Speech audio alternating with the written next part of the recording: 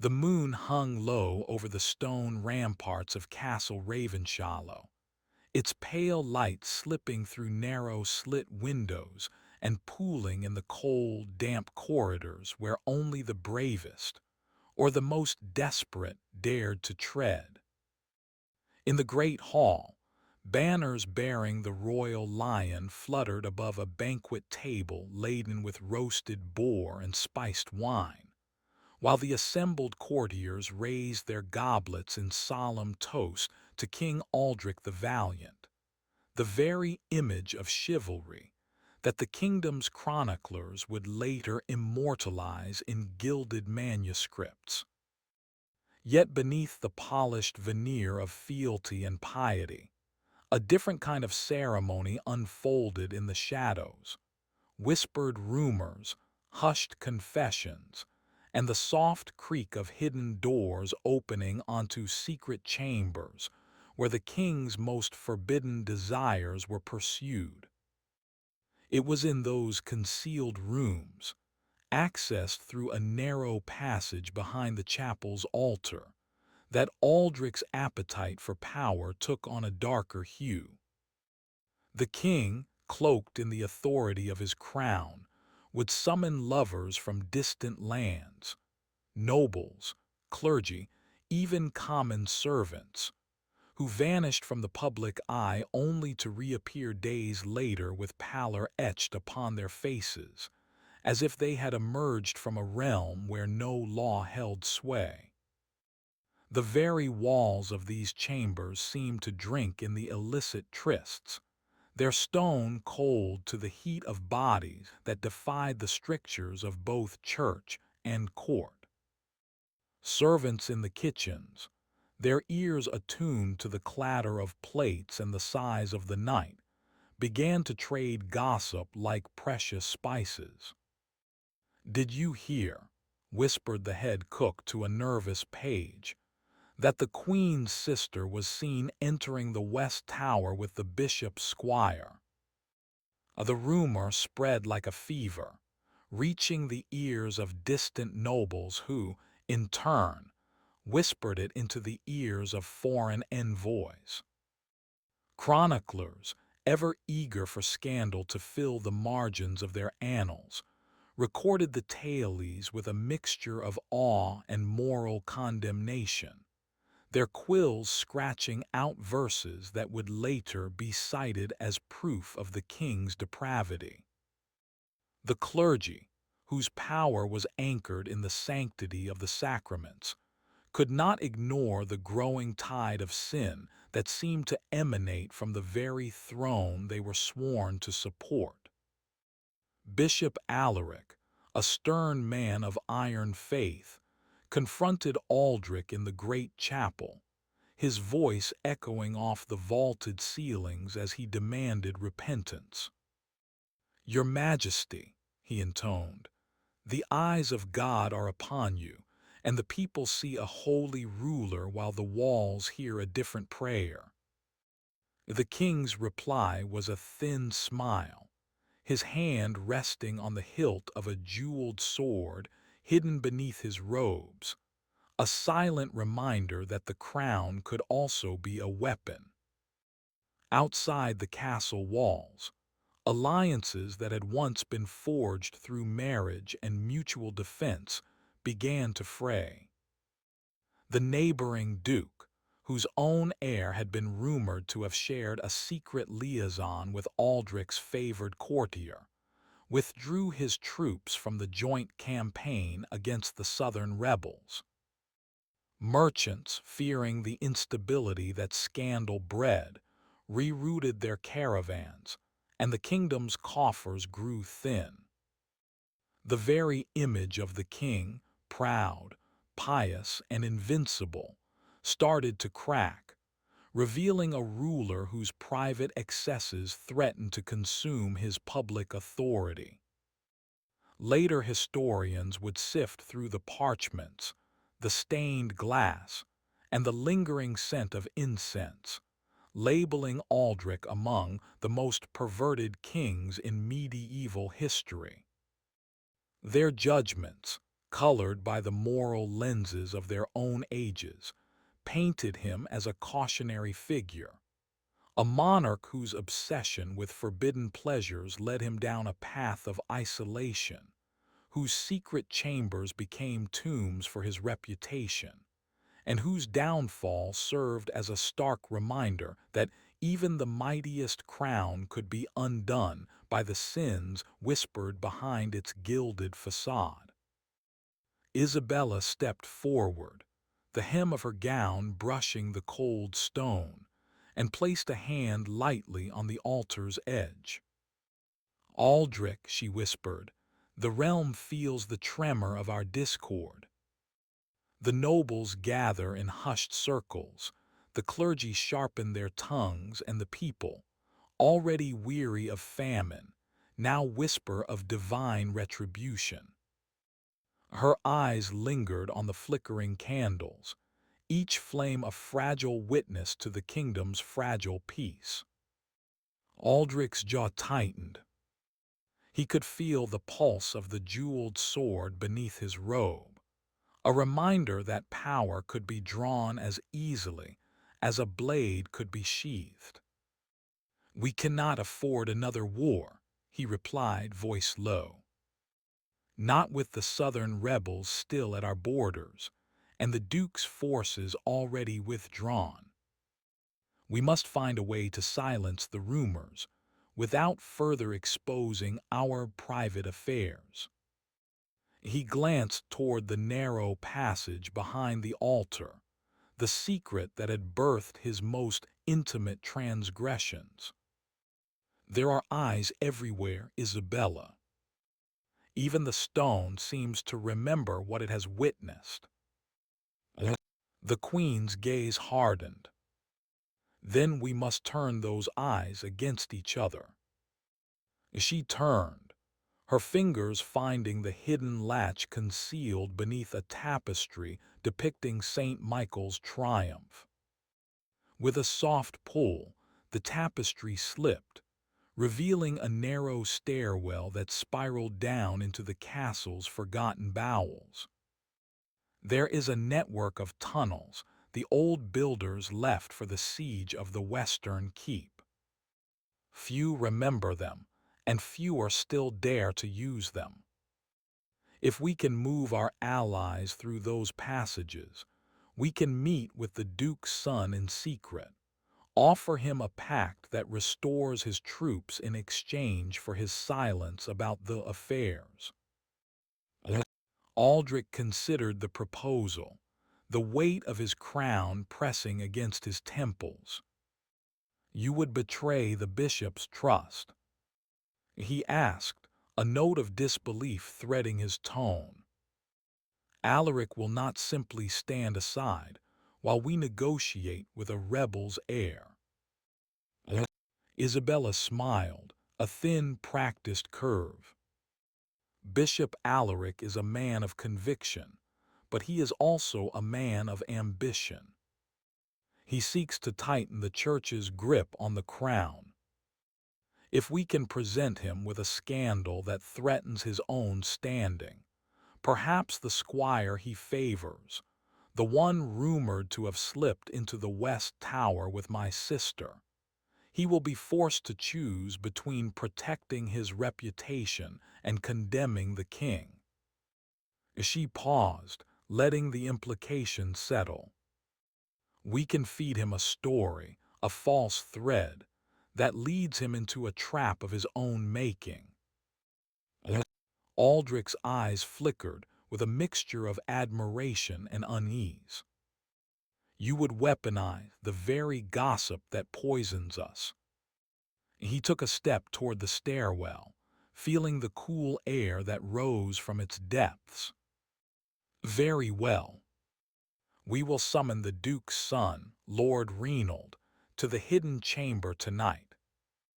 I will send a trusted guard, Sir Gareth, to escort him. In exchange, we will promise him a share of the southern spoils once the rebellion is crushed. As for Alaric, we shall arrange a meeting in the West Tower under the pretense of confession, and let the squire's disappearance become the bishop's own burden.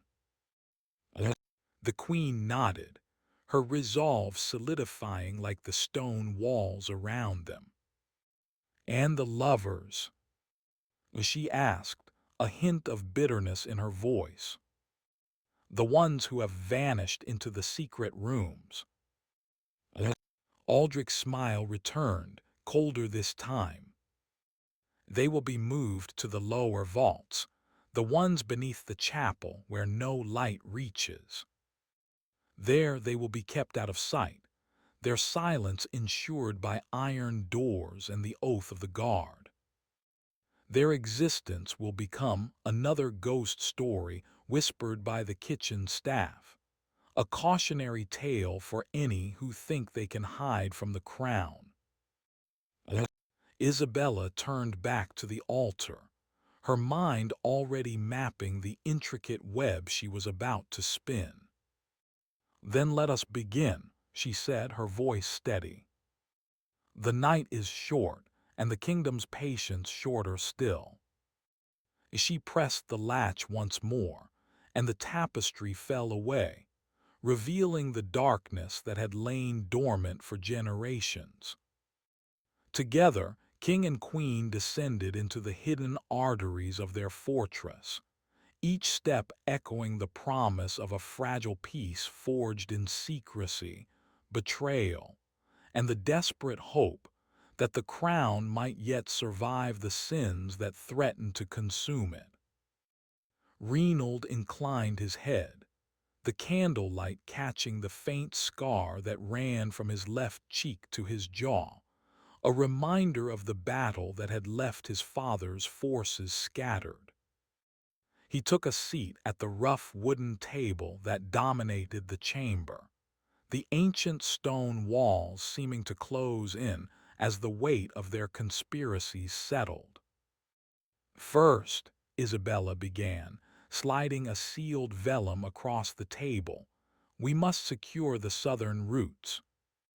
The rebels have taken the river towns, and without control of the waterways, any supply line we send will be intercepted." She pressed the wax seal, the royal insignia of a silver lion, into the parchment. "In exchange for your troops, we will grant you command of the fleet once the rebellion is quelled. The crown will recognize your name as Admiral of the Western Sea."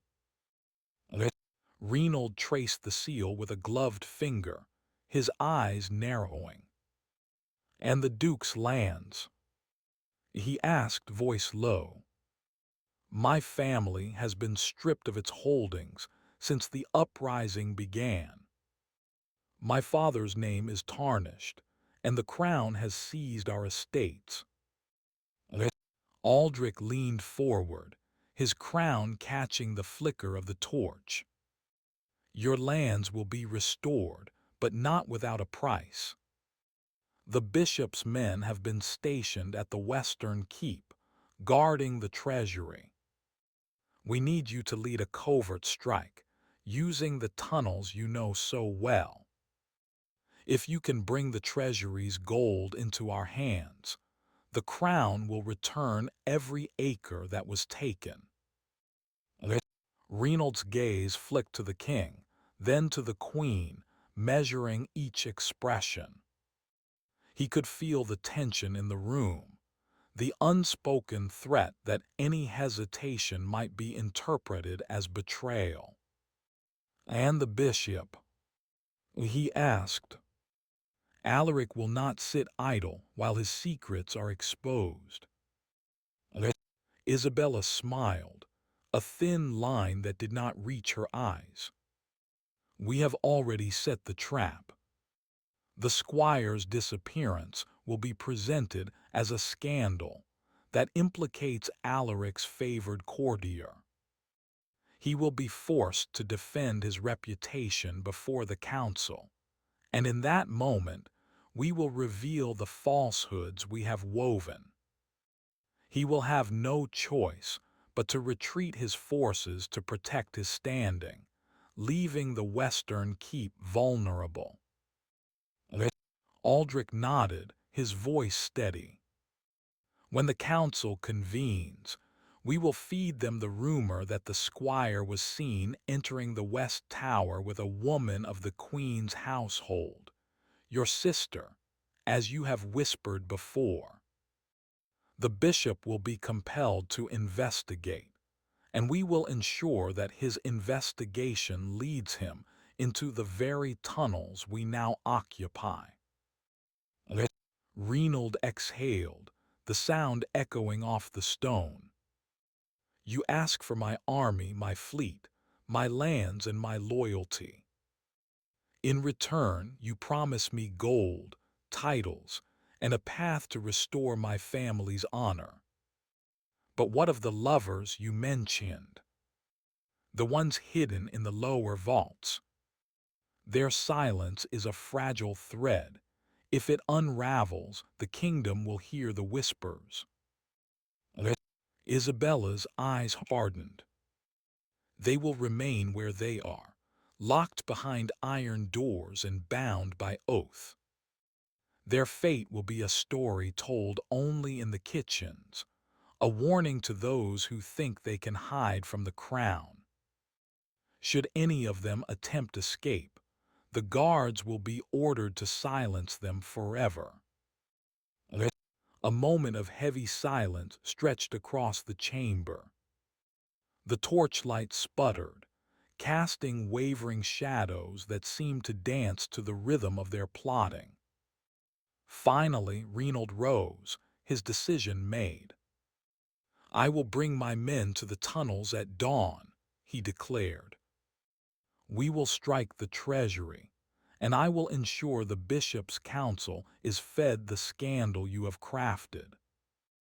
In return, I expect the crown to restore my family's holdings and grant me command of the fleet. Let us seal this pact with blood.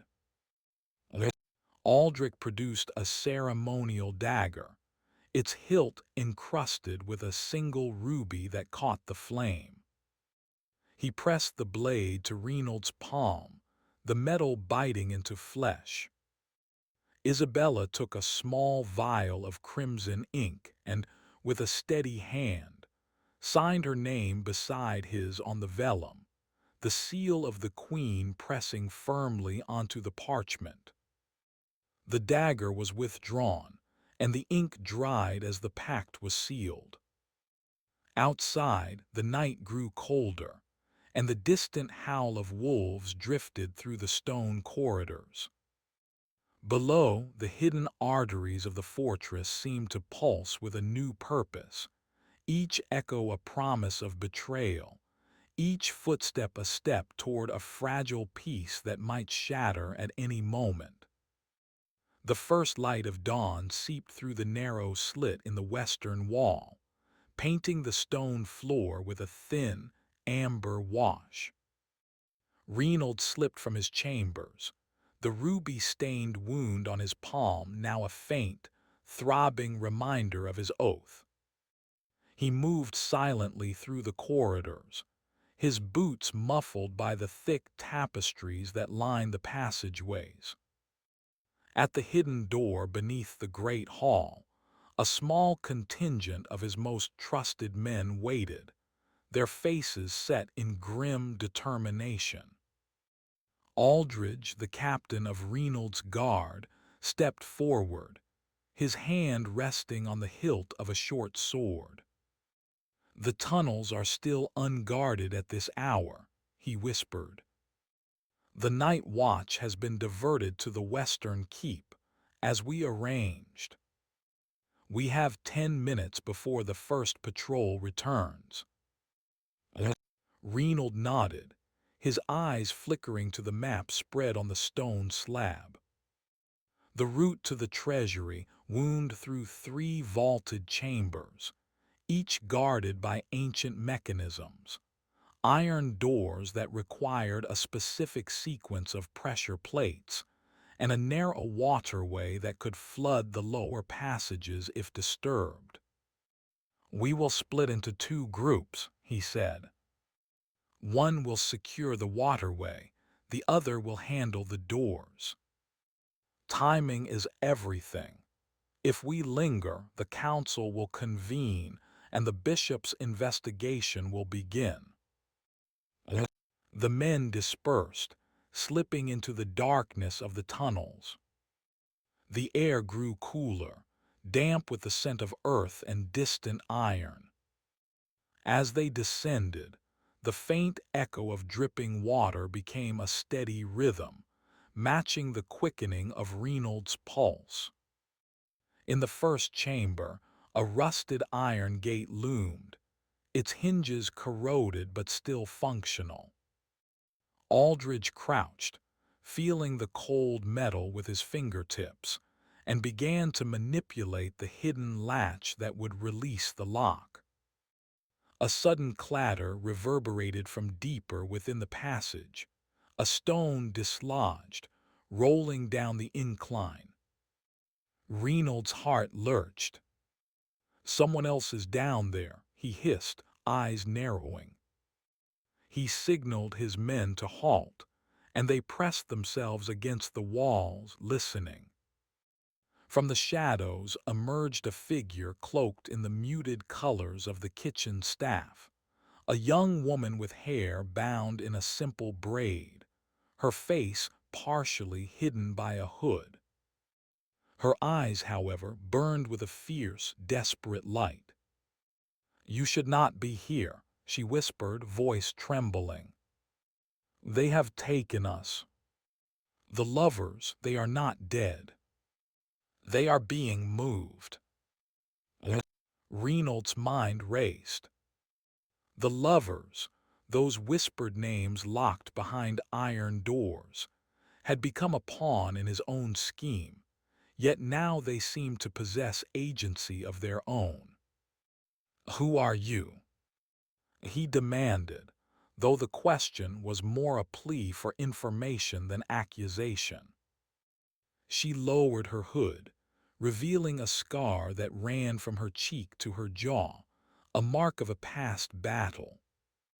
"I am Marin, the kitchen's head maid," she said, her voice steadier now. "My sister, Leora, was taken years ago, forced into the vaults as a sacrifice to keep the Queen's secrets safe. The others are there too, bound by oath, but they are alive. The Queen plans to use them as leverage when the council meets. I have been feeding the guards false rumors, hopping to buy time, but tonight the Queen's men will move them to a deeper cell, beyond even the tunnels you now occupy." Reynolds felt the weight of his own bargain press down. The plan to cripple the Western Keep hinged on the council's distraction, but if the lovers were moved, the Queen's leverage would tighten, and any future rebellion would be crushed before it could rise.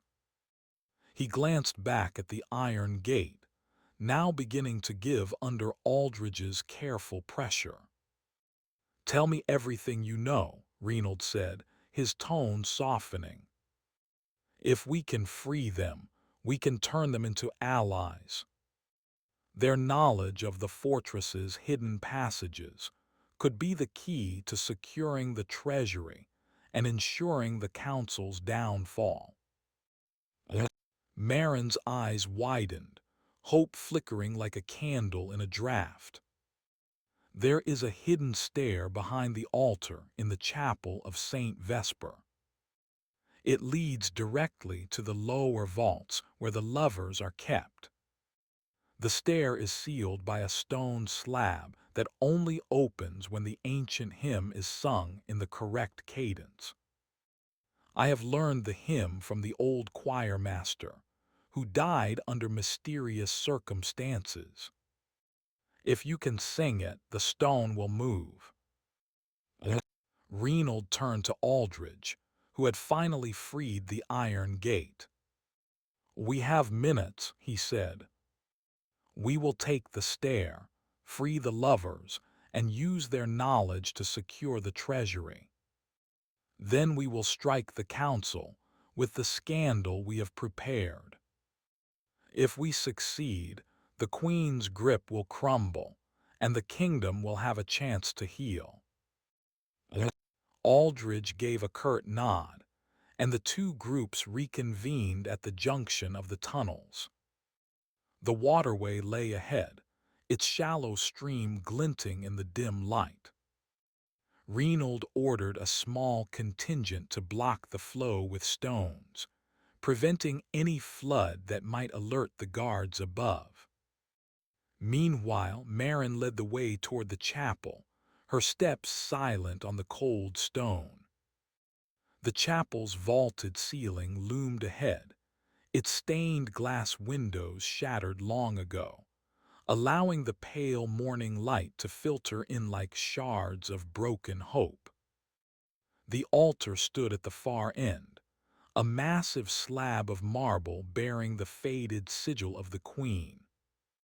Marin knelt, placed her hands on the stone, and began to chant the ancient hymn. Her voice rose, low and resonant, echoing off the stone walls. The cadence was precise, each syllable a key turning in an unseen lock. As the final note lingered, the marble slab shuddered, then slid aside with a grinding sigh. A narrow stairwell yawned open, descending into darkness. Reynolds felt a surge of adrenaline. The path to the lower vaults was now within reach. He led his men down the stairs, torches held low to avoid drawing attention. The air grew colder, the scent of damp stone mingling with the faint metallic tang of old blood. At the bottom, a heavy iron door stood, its surface etched with the same sigil that marked the queen's seal. Reynolds pressed his palm against the cold metal, feeling the faint pulse of a hidden mechanism beneath. Marin whispered a second, softer chant, and the door responded, the iron bars sliding apart with a reluctant groan. Inside, a dimly lit chamber revealed rows of iron doors, each bearing a name etched in faded ink. Behind one, a figure stirred, a woman with hair the color of midnight, eyes bright with defiance. She was Leora, Marin's sister, her wrists bound by rusted shackles but her spirit unbroken. Beyond her, other prisoners shifted, their faces a mosaic of fear and resolve. Reynolds stepped forward, his voice steady. "We are here to free you. The Queen's plans end tonight." Leora's gaze met his, a spark of recognition flashing. "You speak of betrayal," she said, her voice hoarse.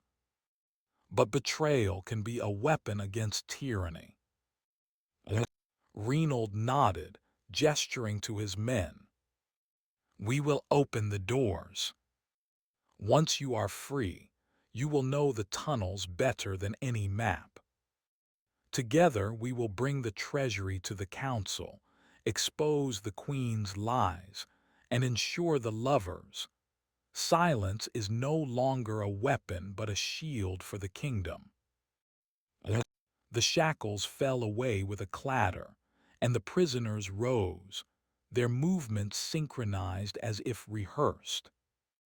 The sound of their collective breathing filled the chamber, a chorus of hope rising against the stone's cold indifference.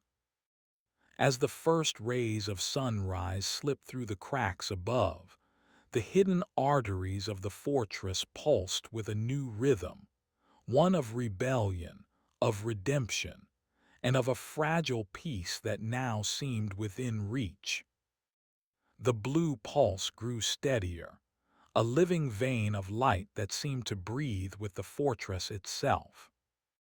Renewed purpose surged through Reynolds' chest as he stepped into the passage, the torchlight flickering against the phosphorescent walls. Leora moved beside him, her eyes scanning every fissure, every echo, as if the stone might betray a hidden trap. Behind them, the freed prisoners formed a tight cord, each step measured, each breath held. The passage opened into a vaulted gallery, its ceiling arched high enough to swallow the torches whole. At the far end, a massive door of oak and iron loomed, its surface engraved with the queen's crest, a golden lion coiled around a crown of thorns. Beyond it, the treasury glittered in the half-light, piles of coin, jeweled crowns, and scrolls bound in crimson leather. But the door was not unguarded. Two hulking sentinels, clad in blackened plate, stood motionless, their spears planted like the roots of ancient trees. Reynold raised a hand, and Marin stepped forward, her voice low as the chant that had opened the chapel. She sang a counter hymn, a melody of binding and silence, and the air seemed to thicken. The sentinels' eyes glazed over, their weapons lowering as if a weight pressed upon their souls. Leora seized the moment, slipping a thin blade from her belt and driving it into the hinge of the oak. The door shuddered, then swung inward with a groan that reverberated through the stone. Inside, the treasury was a cavern of gold and secrets. Stacks of minted copper and silver rose like dunes, while chests of sapphire and ruby caught the torchlight and threw it back in a kaleidoscope of fire. At the center of the room, on a raised dais, lay a single, unadorned parchment sealed with wax bearing the queen's sigil.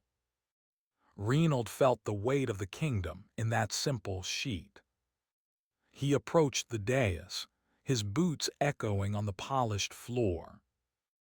Leora stood beside him, her hand resting on his arm, a silent promise of solidarity.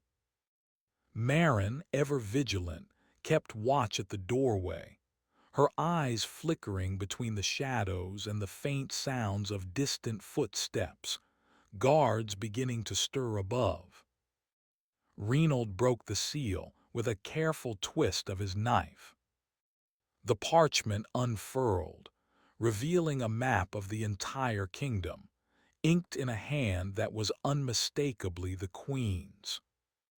Along the margins, in a cramped, hurried script, were names of dissenters, lovers, and conspirators, those who had dared to whisper against the crown. The queen had been cataloging every secret, every promise of rebellion, intending to crush them all in one night. A cold fury rose in Reynold's gut. He turned the parchment over and found a second page, a list of hidden vaults, each marked with a symbol that matched the iron doors they had just passed. One of those symbols was a simple, intertwined knot, a sign the rebels had used long ago to denote safe houses. The queen's greed had turned her own network against her. Marin's voice cut through the silence. "We have what we need.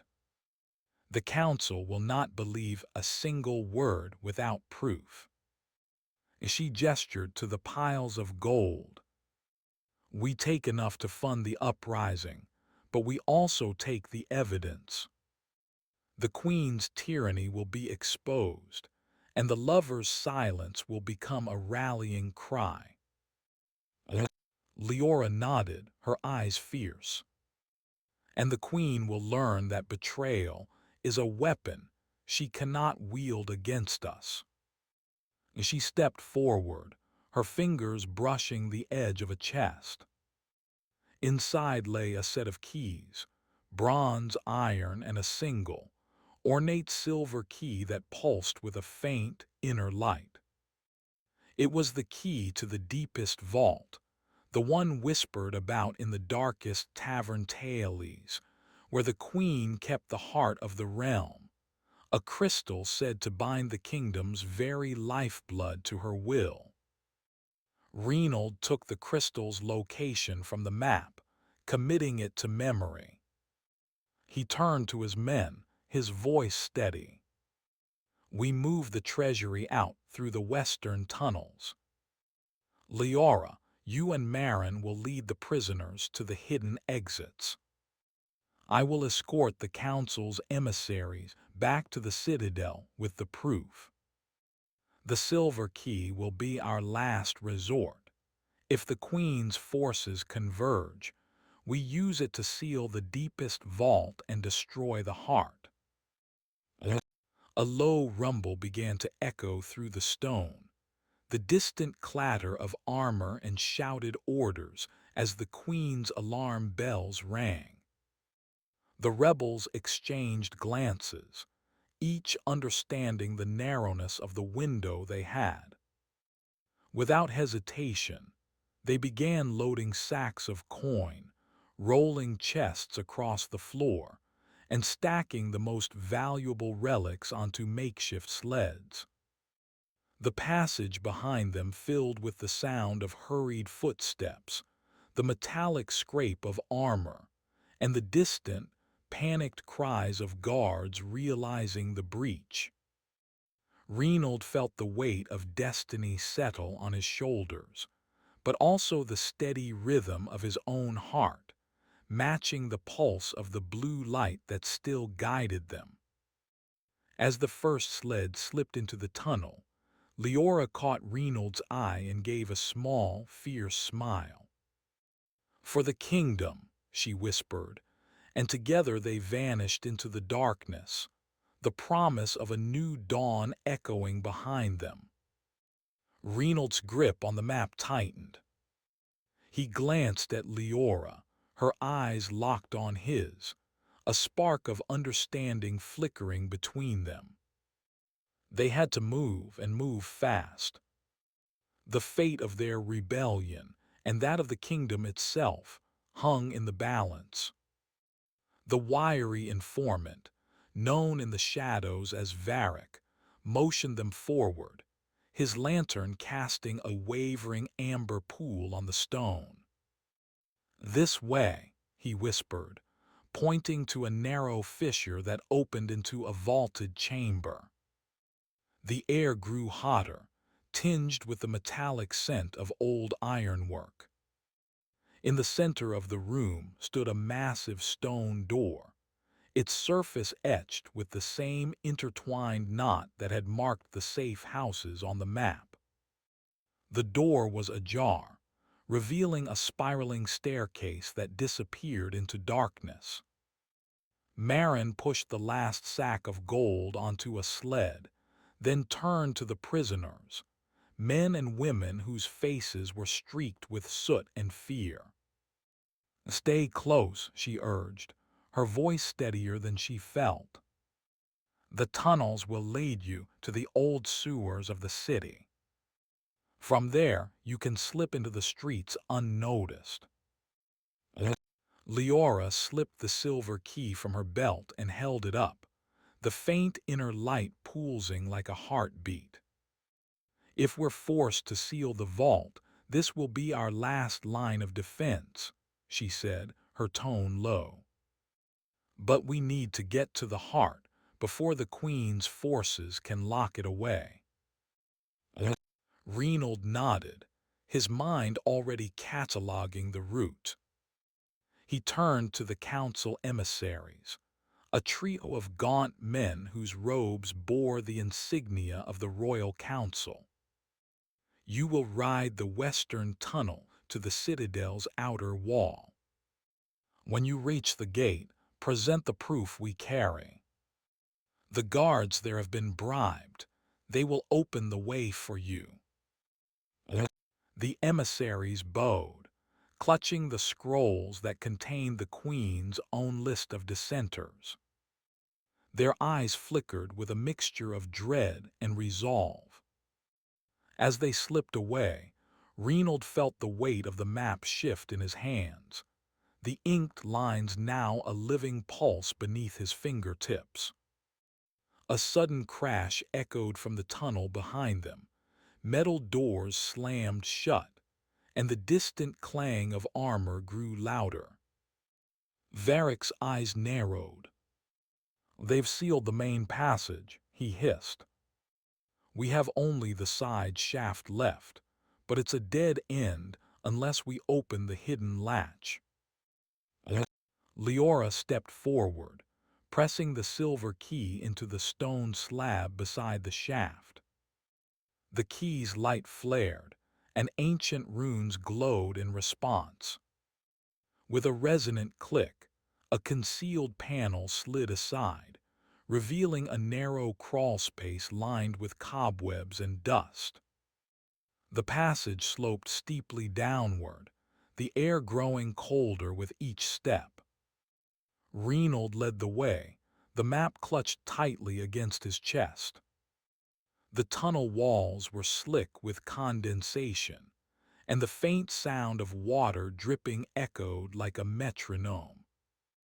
As they descended, the faint hum of the heart of the realm seemed to grow louder, a low, resonant vibration that set their teeth on edge. At the bottom of the crawl space, they emerged into a vaulted cavern lit by phosphorescent fungi.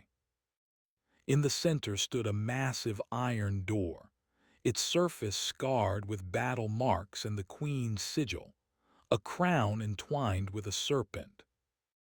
Beyond it, a pedestal cradled a crystal that pulsed with a deep azure glow, the heart of the realm. Reynold approached the pedestal, his breath shallow. The crystal's light bathed his face, and for a heartbeat he felt the kingdom's lifeblood thrumming through his veins. He could sense the queen's will trying to seep into his thoughts, a cold whisper promising ruin to anyone who dared touch it. Leora stood beside him, the silver key still warm in her palm. "If we destroy it, the kingdom will lose its binding magic," she warned, her voice barely above a whisper. "But if we let her keep it, she will rule forever." Marin, her hands still stained with the grime of the tunnels, stepped forward with a grim resolve. "We have a choice," she said, "to break the chain or to use it against her. The rebels have already taken the queen's secrets. Let's turn those secrets into her downfall." Reynold glanced at the map one last time, the inked symbols now a blur of possibility. He made his decision. "We take the heart," he declared, "but we do not let her wield it. We will bring it to the people. Let the crystal's power be shared, not hoarded. If the queen's forces come, we will seal the vault with the silver key and let the heart sink into the earth, freeing the realm from her grasp."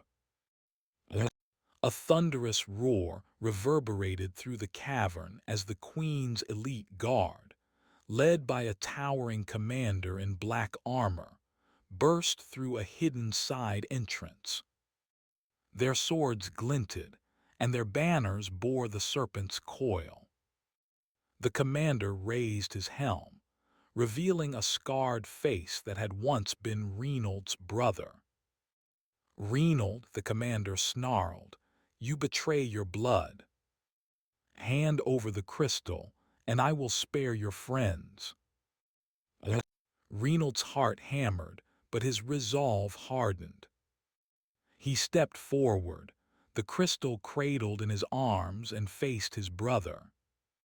"You are a pawn of the queen," he said, "and I will not let her poison this land any longer." The clash began. Steel rang against steel, and the cavern filled with the clang of battle. Leora darted to the side.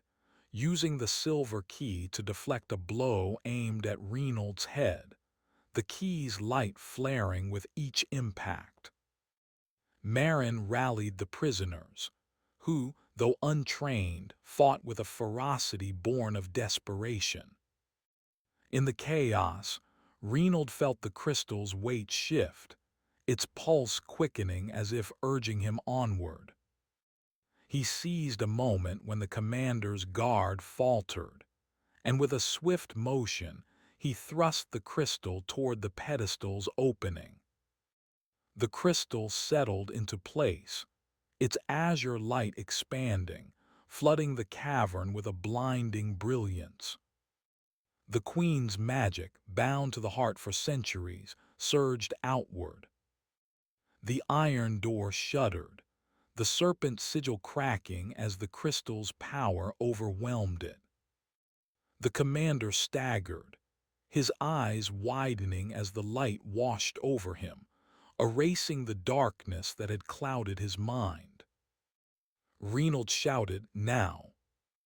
Seal it!" Leora thrust the silver key into the lock at the base of the door.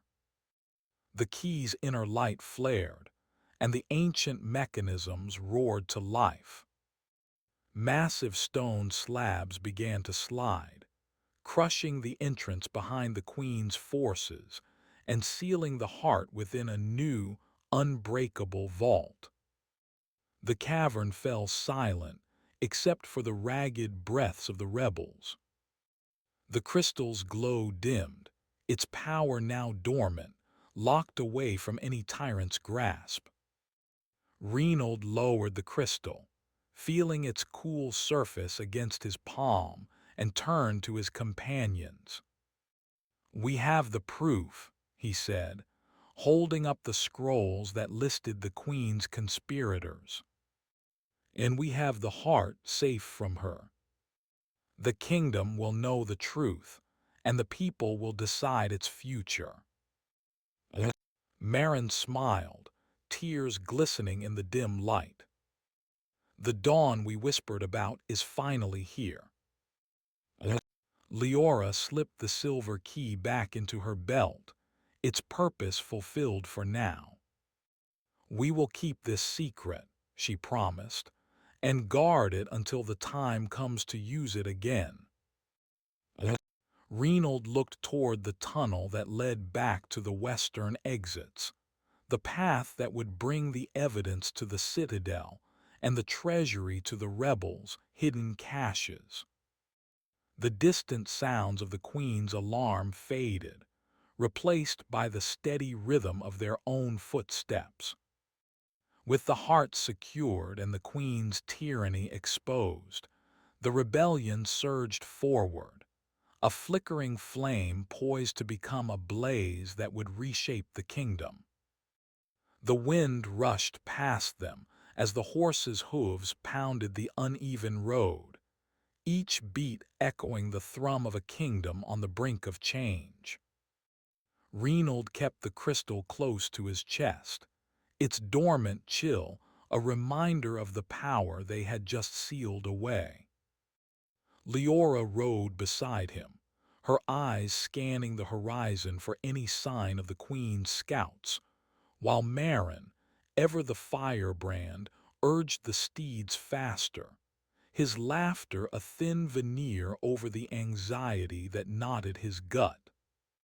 When the first pale light of dawn brushed the low hills, the silhouette of Willowdale rose from the mist, a cluster of timbered houses perched on a river bend, its market square already stirring with merchants and townsfolk.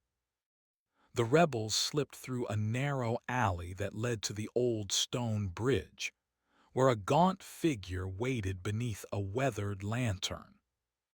The messenger, her cloak pulled tight against the chill, stepped forward and produced a sealed wax emblem, a silver serpent coiled around a crown, the very mark of the queen's secret police.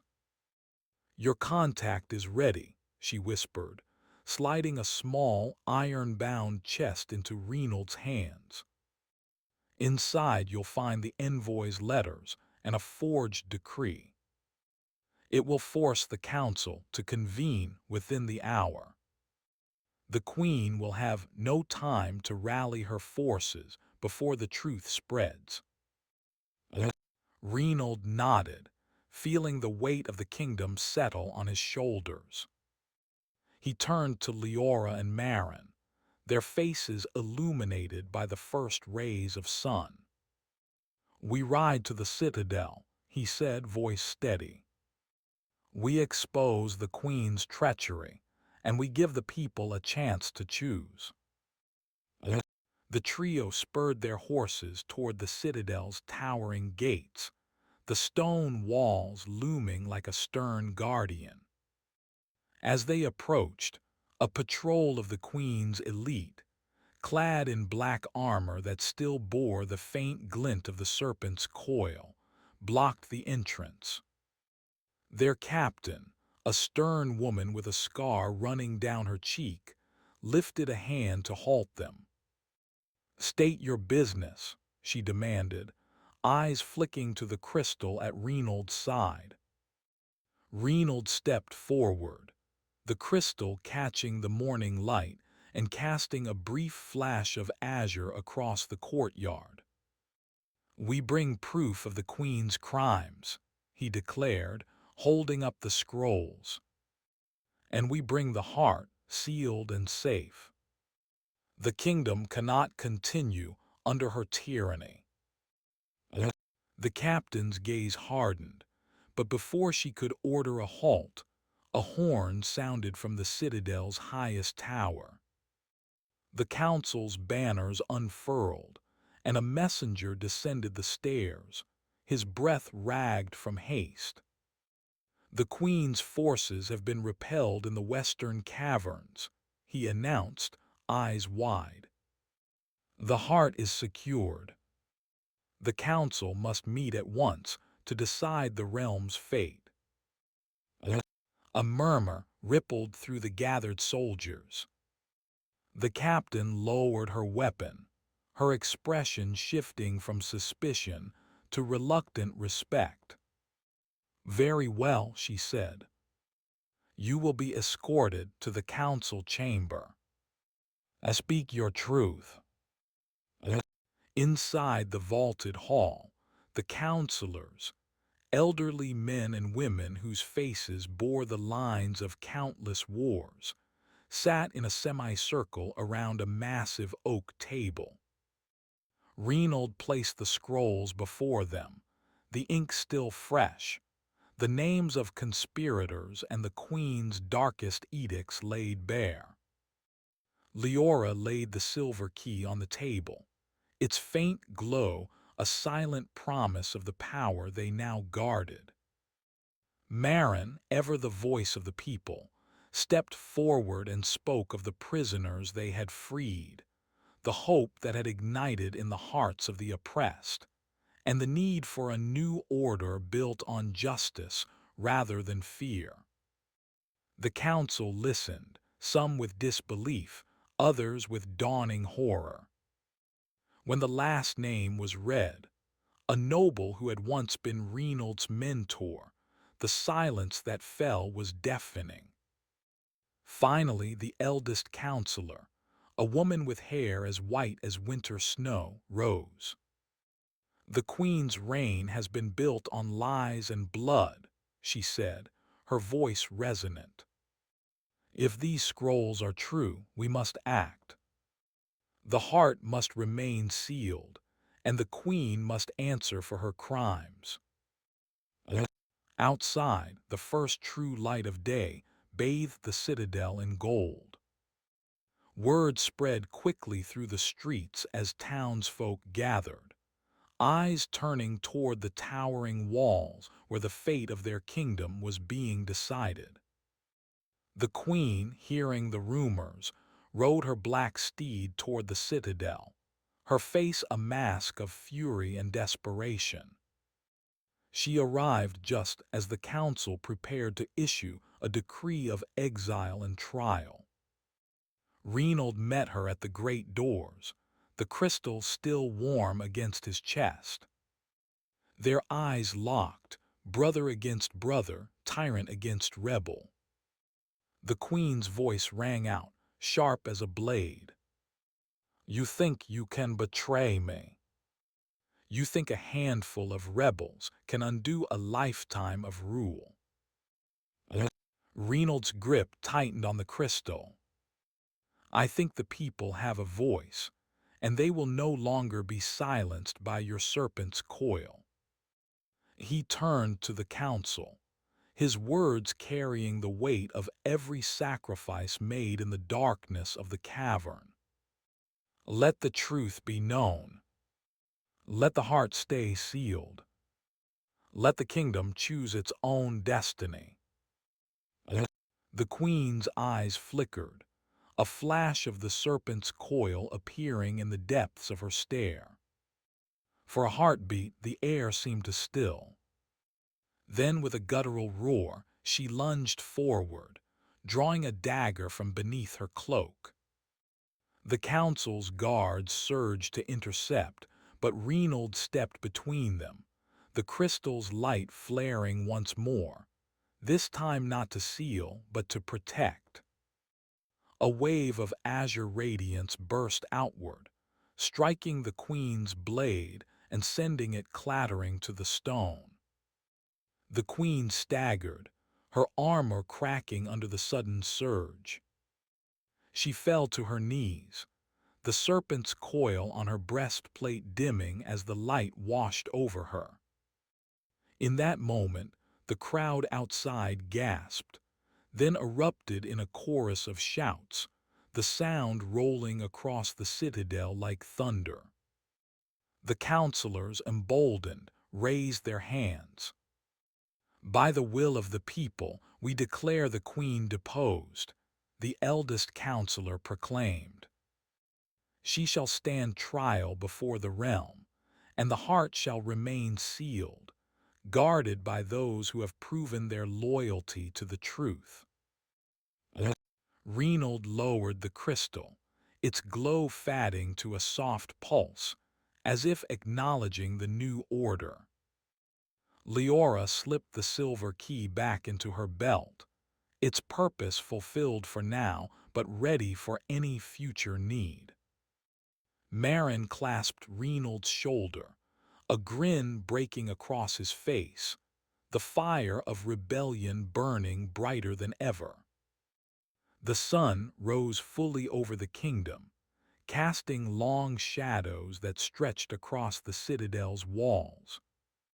From the highest tower, a new banner unfurled, a silver serpent coiled around a blooming rose, symbolizing the balance of power and compassion. Below, the people streamed into the streets, their voices rising in a chorus of hope, ready to rebuild a realm where the dawn they had whispered about would finally become a lasting day. The queen, still kneeling, watched them go, her eyes burning with a fire that seemed to grow darker by the minute. Shadows gathered around her like a living cloak, and the serpent etched upon her breastplate flickered, as if feeding on the lingering darkness. She raised a trembling hand, and a whisper of ancient magic slipped from her fingertips, curling into the air before dissipating like smoke. The crowd beyond the citadel walls fell silent, sensing the lingering threat that lingered even in defeat. Inside the great hall, the council convened beneath the newly raised banner. The eldest councilor, his beard white as the morning mist, rose to speak. The queen shall stand trial before the people, but first we must secure the heart. He gestured to the crystal, which now rested against Reynold's chest, its azure pulse steady as a heartbeat. Leora stepped forward, the silver key glinting in the light, and placed it into a recessed slot on the stone altar that held the heart's seal. A soft chime resonated through the chamber, and the ancient runes that surrounded the altar flared briefly before settling into a calm, protective glow. Reynold felt the weight of responsibility settle upon him like a mantle. He turned to the assembled counselors, his voice resonant and steady. "We have broken the chains of tyranny, but the true work begins now. The kingdom must be rebuilt on trust, not fear. Let the trial be fair, and let the heart remain guarded by those who have proven their loyalty to truth." A murmur of agreement rippled through the room, and Marin stepped beside him, his hand resting on the hilt of his sword, a reminder that vigilance would still be required. Outside, the town square swelled with citizens clutching banners, flowers, and the symbols of the new order. Arya's lute rang out once more, a hopeful melody that wove through the crowd like sunrise through mist. As the people gathered, a procession formed, led by Reynold, Leora, Marin, and the counselors. They moved toward the courtyard where a temporary tribunal had been erected, a wooden dais surrounded by stone pillars that had once served as the queen's throne. The queen was escorted to the dais, her armor now cracked and her crown tarnished. She stood head bowed, yet a fierce glint remained in her eyes. The eldest counselor addressed the assembly. "By the will of the people, we shall hear the charges against Her Majesty. Let truth be our guide, and let justice be tempered with mercy."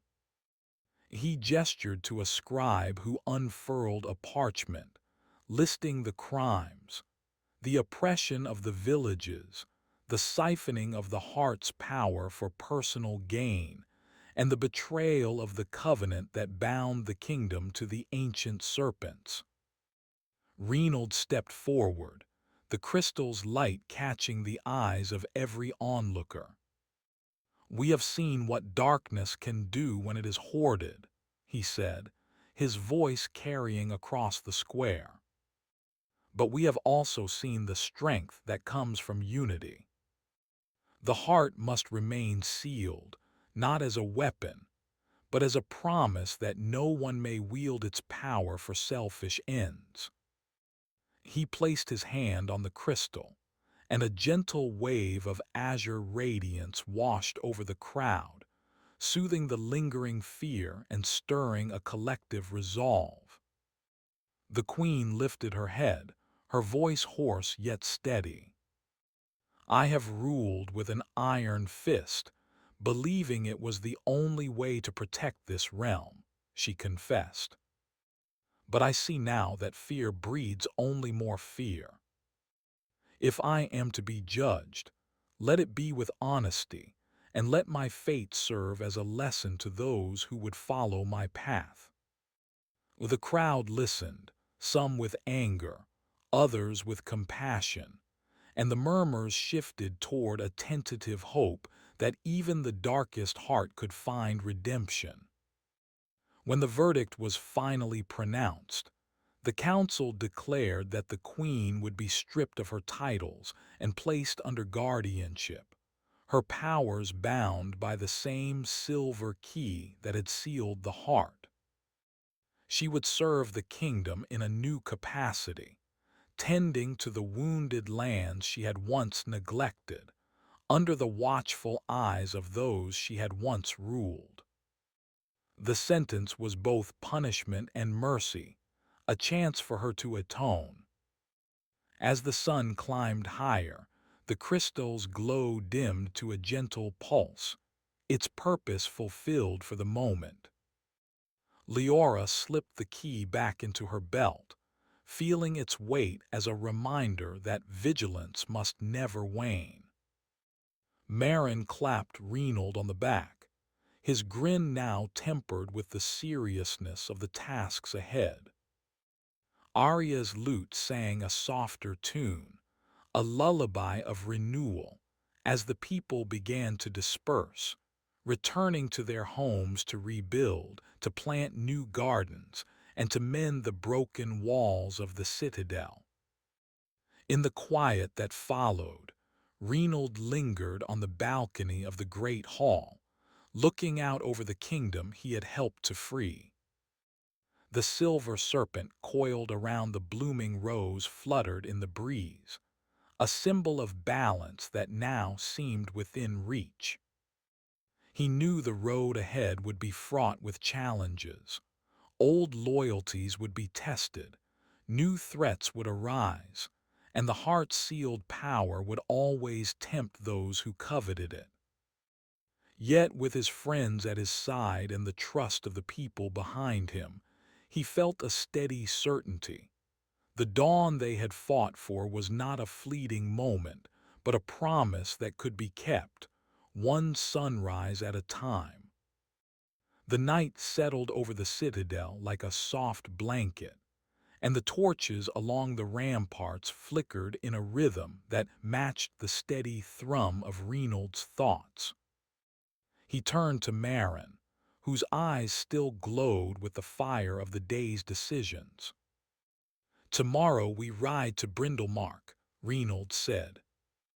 "The soil there is cracked, the wells run dry. We need to bring water, seeds, and most of all hope." Marin grinned, the edge of his sword catching the torchlight. "I'll gather a detachment of the city guard. We'll escort the supplies and make sure no remnants of the Queen's old enforcer try to sabotage us." He glanced at Leora, who was already slipping the silver key into a small leather pouch. "And I'll see to it that the key stays close. The heart seal is fragile. Any disturbance could awaken what we've kept dormant." Leora nodded, her expression solemn. "The key is more than a lock. It's a reminder of the covenant we swore with the ancient serpents. If we lose sight of that, the balance we fought for will crumble." She tucked the pouch into the folds of her cloak and rose, her boots silent on the stone floor. "I'll prepare the herbal remedies for the sick. The Queen's lands are still scarred, and the people there will need more than just water." As the first light of dawn brushed the horizon, the trio descended the marble steps of the great hall, joining a procession of farmers, healers, and soldiers. The streets were alive with murmurs of renewal, and banners bearing the intertwined serpent and rose fluttered above the crowds. Reynold felt a surge of pride as he watched children, their faces smeared with fresh mud, chase each other between the market stalls, their laughter a stark contrast to the somber tones of weeks past. The caravan set out along the winding road that led out of the capital, the kingdom's heart beating in rhythm with the hooves of the horses. Hours turned into days, and the landscape shifted from the cultivated fields of the citadel to the rugged, wind-scarred hills that guarded Brindlemark. Along the way, they encountered a small settlement that had been abandoned after the Queen's soldiers had razed it for fear of rebellion. The houses stood as hollow shells, their doors ajar, roofs caved in. Reynold dismounted and walked among the ruins, his hand brushing over a cracked wooden beam. "We cannot let this become the fate of every village," he whispered, more to himself than to his companions. Marin knelt beside a shattered well and began to clear the debris, while Leora knelt beside a wilted herb garden, coaxing the remaining sprouts to stand tall. Their combined efforts sparked a quiet determination in the villagers who had hidden in the shadows, watching the trio's resolve. When they finally reached Brindlemark, the sight that greeted them was both heartbreaking and hopeful. The fields lay barren. The river that once sang through the valley was reduced to a sluggish trickle. Yet a handful of farmers stood at the edge of the town, eyes wide with cautious optimism.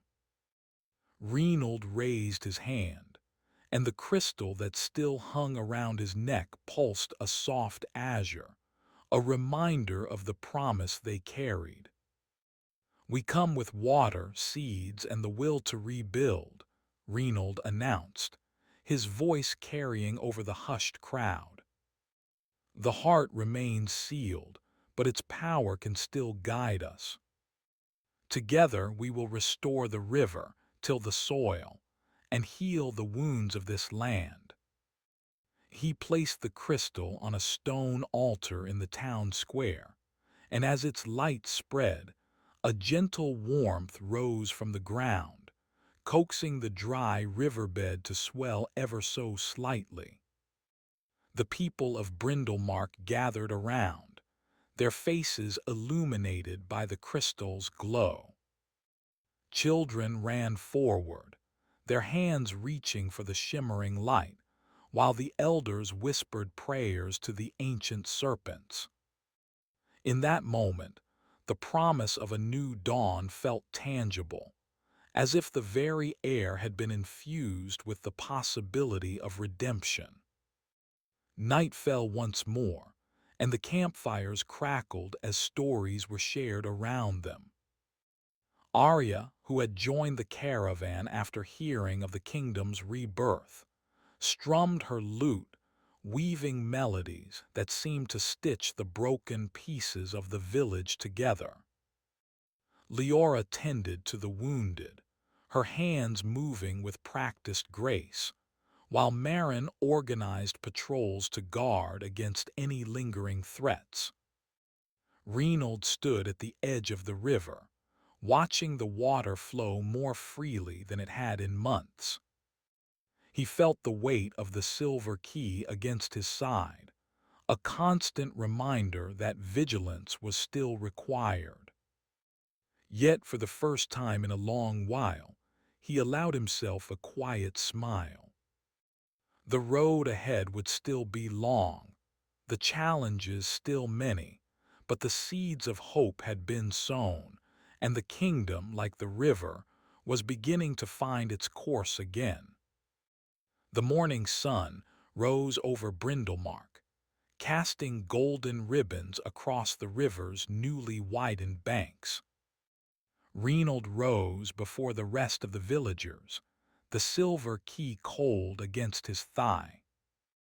He walked to the altar where the crystal still glowed, its azure pulse steady as a heartbeat. Leora joined him, her eyes reflecting the light. "Do you feel it?" she asked, voice barely above a whisper. "The river is alive, but the heart remains sealed. Something still stirs beneath the stones." Reynold nodded, his fingers tightening around the key. The old legends speak of a conduit, a hidden chamber beneath the river where the heart's true power is bound. If we can find it, perhaps we can restore the flow completely, and maybe even awaken the serpents that once guarded this valley. Marin arrived, carrying a bundle of freshly baked loaves and a satchel of tools. "The villagers have cleared the western bank," she said, setting the loaves down for the children who gathered eagerly. "There's a shallow ford there now. If the conduit lies beneath the water, that might be our entry." Together they set out, following the river's gentle curve toward the ford. The water whispered over smooth stones, and as they approached, A faint humming resonated from beneath the surface, matching the crystal's rhythm. Reynold slipped the silver key from his belt and pressed it against the stone at the river's edge. A faint line of light traced the key's outline, spreading outward until a narrow fissure opened in the riverbed. Leora knelt, cupping water in her hands, and let it cascade over the opening. The fissure widened, revealing a stairwell of polished basalt that descended into darkness. A cool draft rose, carrying the scent of earth and ancient stone. The trio exchanged glances, each feeling the weight of destiny settle upon them. "Stay close," Reynold instructed, stepping onto the first step. The crystal around his neck glowed brighter, casting a soft azure glow that illuminated the tunnel. The walls were etched with serpentine motifs, their scales interwoven with vines that seemed to pulse with life. As they descended, the humming grew louder, resonating in their bones. At the bottom of the stairwell, they entered a vaulted chamber. In its center stood a pedestal of obsidian, upon which rested a crystal heart, larger, deeper in hue than the one they carried. It was dormant, its surface dull, but faint veins of light traced intricate patterns across it, like dormant rivers waiting to be awakened. Arya's lute, carried by a messenger who had followed them, rested against a stone nearby. She lifted it gently, and as the first chord rang out, the crystal heart trembled. The music seemed to coax the dormant energy, and the heart's surface began to shimmer, releasing a cascade of light that filled the chamber. Leora stepped forward, placing her hands upon the heart. "We offer our hope," she whispered, "and the promise of a renewed land." The crystal responded, its light expanding outward, seeping through the cracks in the stone, traveling up the tunnel, and spilling back into the river above. When they emerged, the river surged with renewed vigor, its waters roaring like a living beast. The villagers gathered at the banks, eyes wide with awe as the river reclaimed its song. The crystal heart's glow lingered in the sky, a soft aurora that painted the clouds with ribbons of azure and gold. Reynold felt the silver key grow warm against his side, then gently vibrate before falling silent. He looked at his companions, Marin, Leora, and the messenger with Arya's lute, and saw the same resolve reflected in their faces. The heart of the valley had been awakened, not by force, but by the harmony of purpose, music, and compassion. That night, as the village celebrated beneath the shimmering aurora, an elder approached Reynold. "The serpents will awaken soon," she said, eyes distant.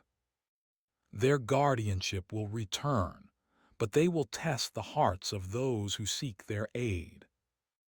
Be ready, for the true work has only just begun." Reynold rose from the riverbank as the first hints of dawn brushed the horizon, the aurora still faintly glowing above the valley. The villagers were already stirring, their faces still flushed with the night's triumph, but a quiet tension lingered in the air. He gathered Marin, Leora, and the messenger, whose lute now rested against his shoulder, and together they slipped back toward the ancient stone circle that marked the entrance to the serpent's domain. The stone circle was half buried in moss, its 12 monoliths etched with the same serpentine motifs they had seen in the cavern. At its center lay a shallow basin of water, still shimmering with the residual pulse of the crystal heart. As they approached, the water rippled without wind, forming a perfect mirror that reflected not only the sky, but also a faint, coiling silhouette beneath the surface. "Do you see it?" Leora whispered, pointing to the dark shape that seemed to writhe in the reflected depths.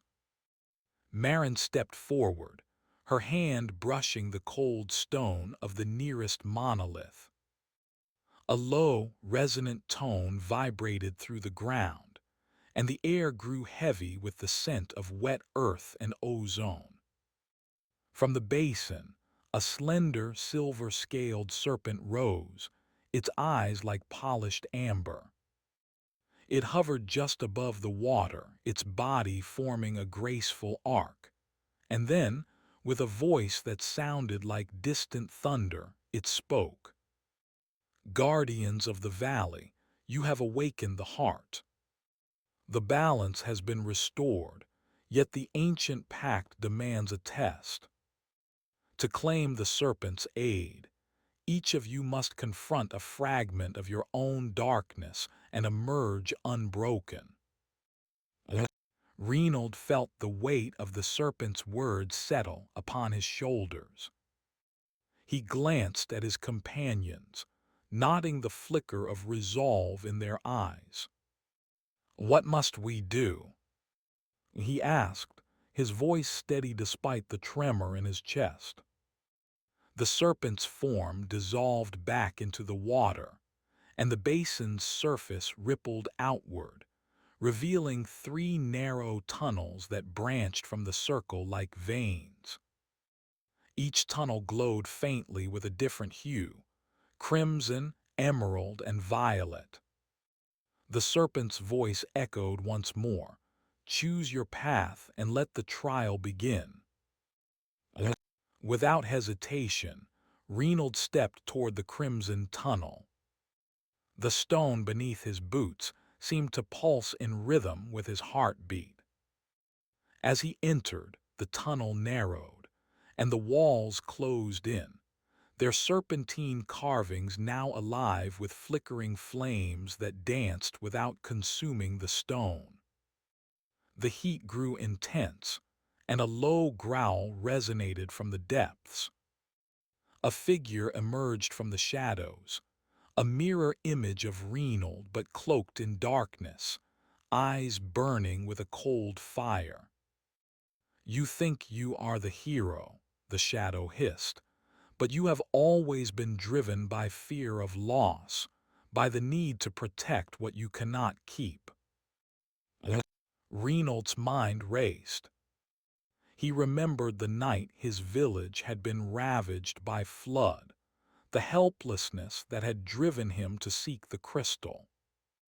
He felt the old wound of that failure flare, the guilt that had never fully healed.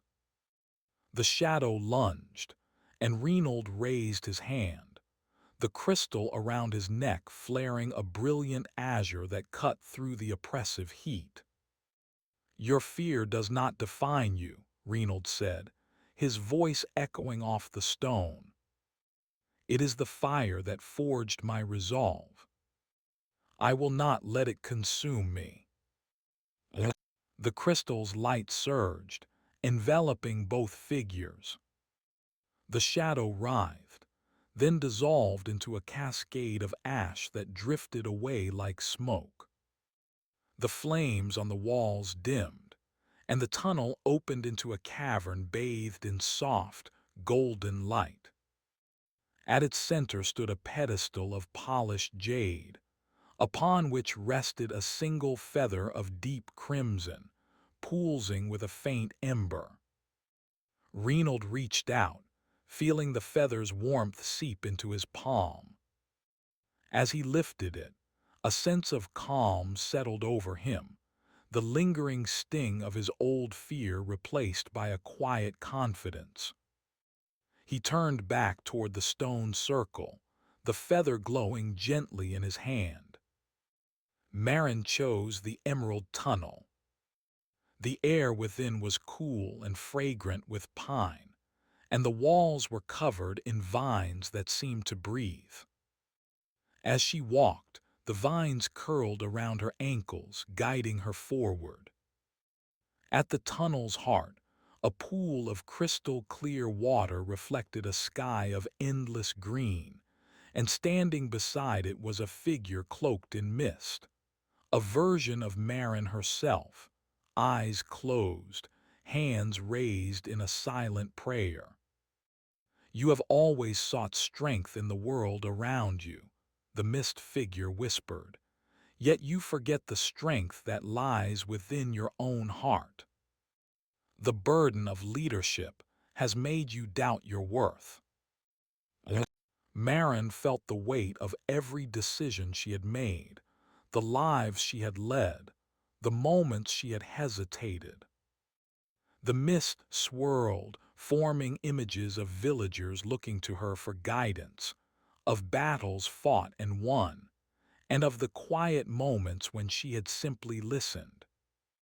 A tear slipped down her cheek and she whispered, "I am more than my doubts." The pool's surface rippled, and a luminous emerald leaf rose, floating toward her. When she touched it, a surge of vitality coursed through her veins, filling the void of self-doubt with unwavering purpose. The mist figure smiled, then faded, leaving Marin alone with the leaf, now pulsing with a soft inner light. The messenger, clutching Arya's lute, entered the violet tunnel. The passage was lined with obsidian that seemed to drink the light, and a faint, mournful melody drifted through the air, as if the stone itself sang a lament. Shadows shifted, coalescing into a figure draped in midnight robes, its face hidden. "You carry the songs of others," the figure intoned, "but have you ever heard the song of your own soul?" The messenger's thoughts turned inward, recalling the night he had first heard Arya's music, the way it had lifted his own grief after his family's loss. He felt the ache of unspoken verses, the stories he had never dared to tell. The figure raised a hand, and the violet walls resonated with a chord that vibrated deep within his chest.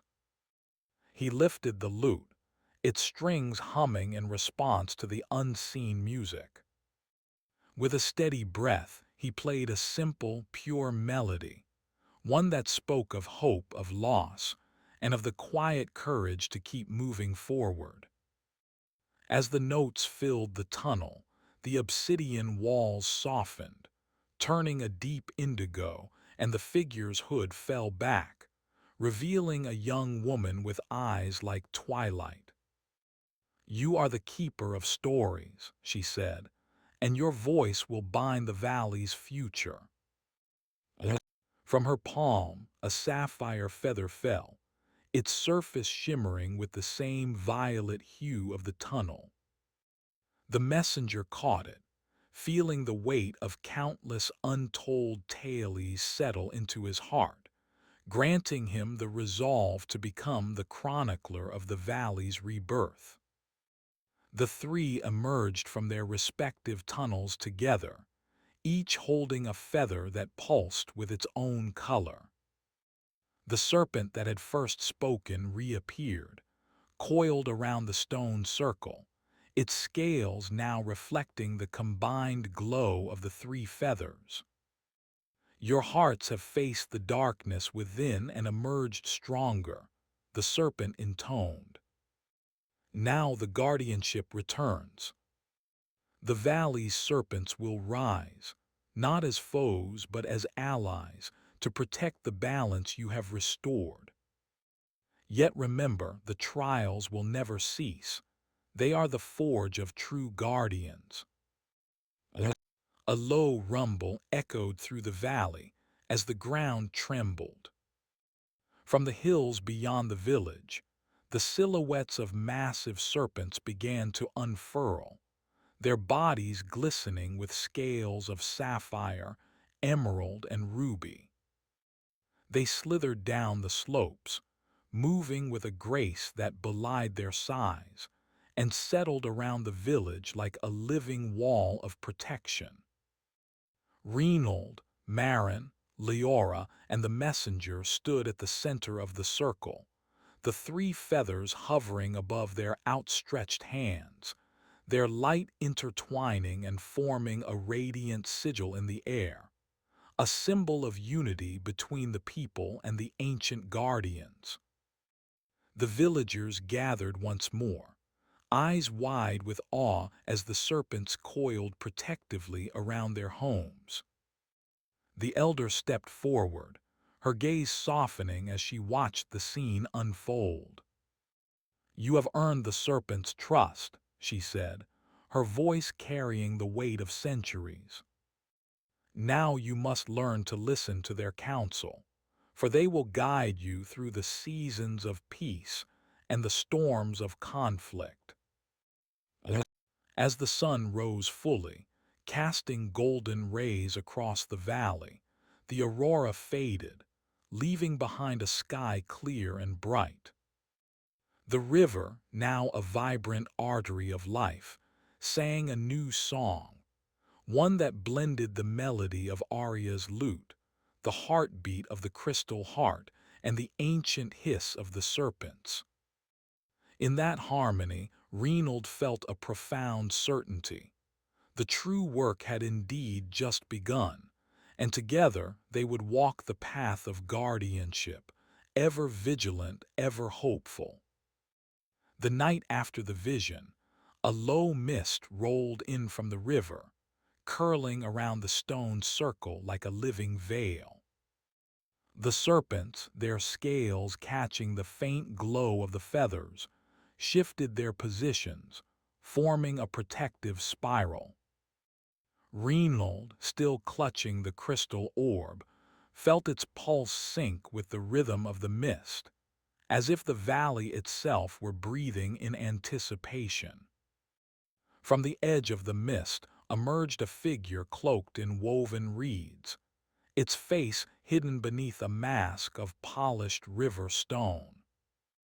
The elder stepped forward, recognizing the ancient pilgrim of the waterways, a messenger of the river spirits known as the Naiad. "The river has spoken," the Naiad whispered, voice rippling like water over pebbles. "A darkness stirs beyond the ridge, a shadow that feeds on the very stories we have reclaimed." Marin's eyes narrowed. "What does it want?" "The stories are the lifeblood of this valley," the Naiad replied. "If they are silenced, the balance will crumble. The shadow seeks to drown the songs, to erase memory and turn the river's song into a hollow echo." She extended a hand, and a single droplet of crystal-clear water hovered above it, shimmering with an inner light. "Take this. It will guide you to the source of the silence." Leora stepped forward, her fingertips brushing the droplet. Instantly, a faint hum resonated through her bones, a melody she recognized as the echo of Arya's lute, now intertwined with a distant, mournful chant. "We must follow the river upstream," she said, her voice steady despite the growing unease. The keepers gathered their supplies, the three feathers secured to their belts, and the serpents slithered ahead, their massive bodies parting the mist. The sapphire serpent led, its eyes glowing with a calm certainty, while the emerald and ruby companions flanked the group, their scales reflecting the moonlight that filtered through the lingering fog.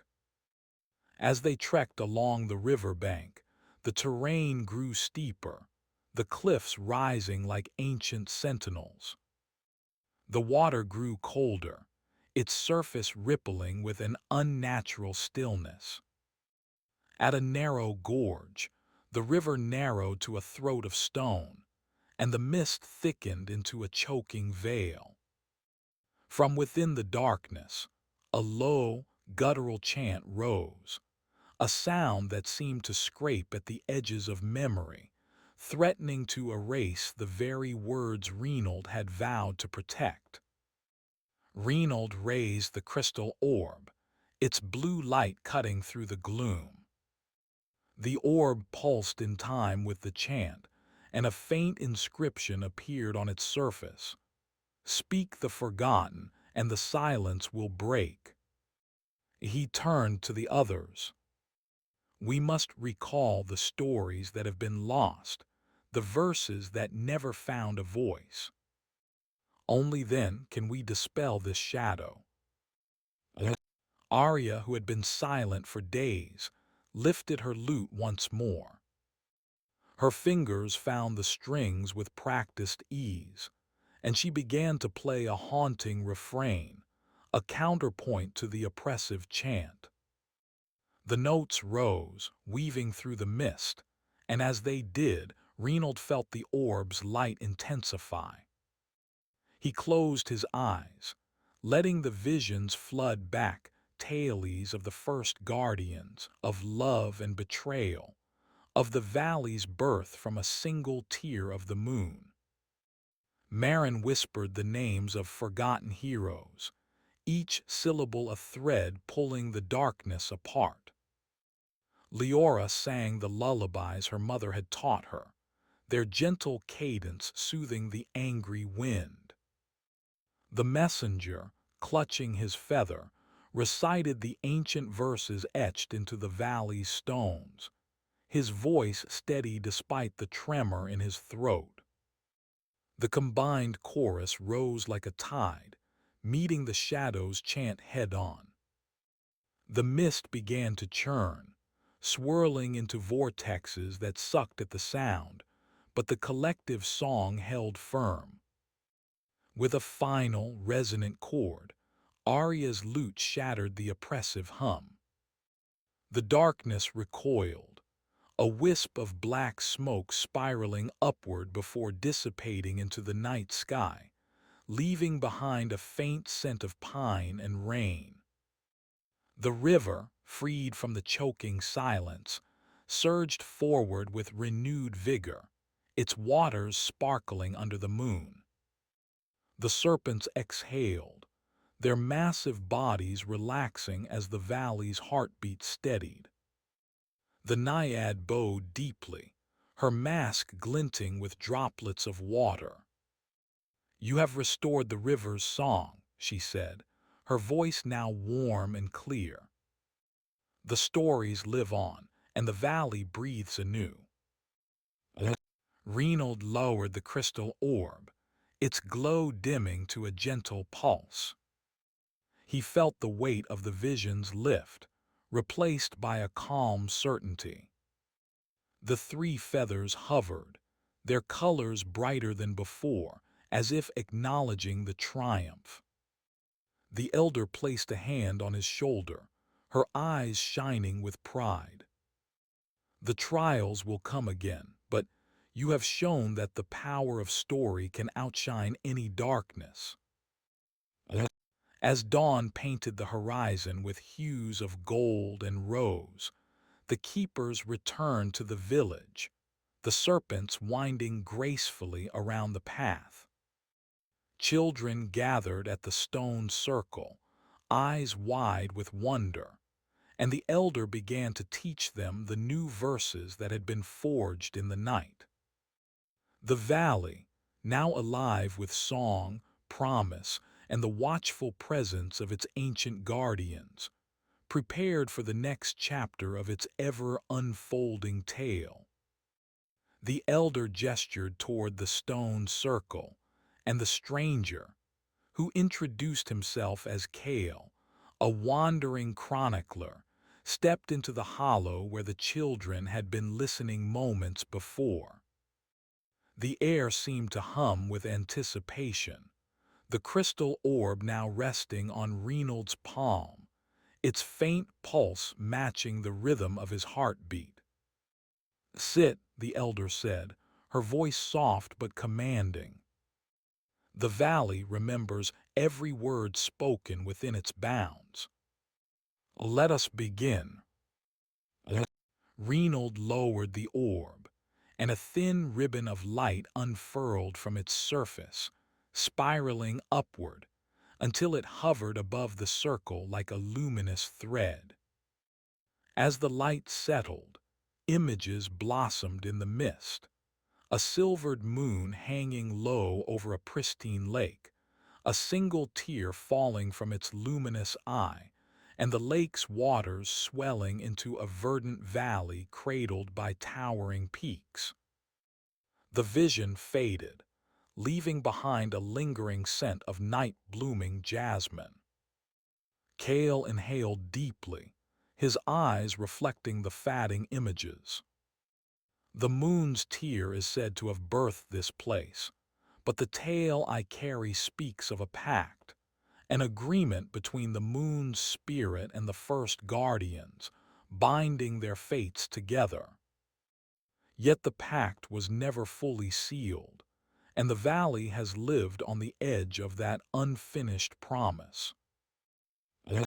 Marin leaned forward, her fingers tracing the ancient runes etched into the stones surrounding them. "We have felt the echo of that promise in the river's song and the serpent's sighs. Perhaps the unfinished pact is why the darkness still lingers, waiting for a moment when the story is finally complete." Leora's voice rose, gentle as a lullaby. "Then we must finish what was begun. The moon gave us a tear. We must give it a word." Arya lifted her lute once more, but this time the strings sang not a counterpoint to darkness but a weaving of hope. The melody rose, intertwining with the orb's light, and as each note fell, the ribbon of luminescence thickened, forming a tapestry of silver threads that stretched toward the sky. The children, eyes wide, began to hum along, their voices adding a pure, untrained harmony that seemed to fill the very gaps in the valley's memory. The messenger, feather still clutched tightly, stepped forward and spoke the verses he had memorized from the stone inscriptions. "When moon weeps for the world below, a promise forged in silver glow. Guardians rise, their oath to keep. In song and story, secrets seep." His words resonated, and the orb pulsed brighter, each beat echoing the cadence of the verse. The silver threads above the circle shimmered, coalescing into a luminous arch that stretched toward the distant peaks, as if seeking the source of the original tear. Cale felt a sudden rush of wind, and a soft voice whispered in his ear, "Speak the forgotten, and the silence will break."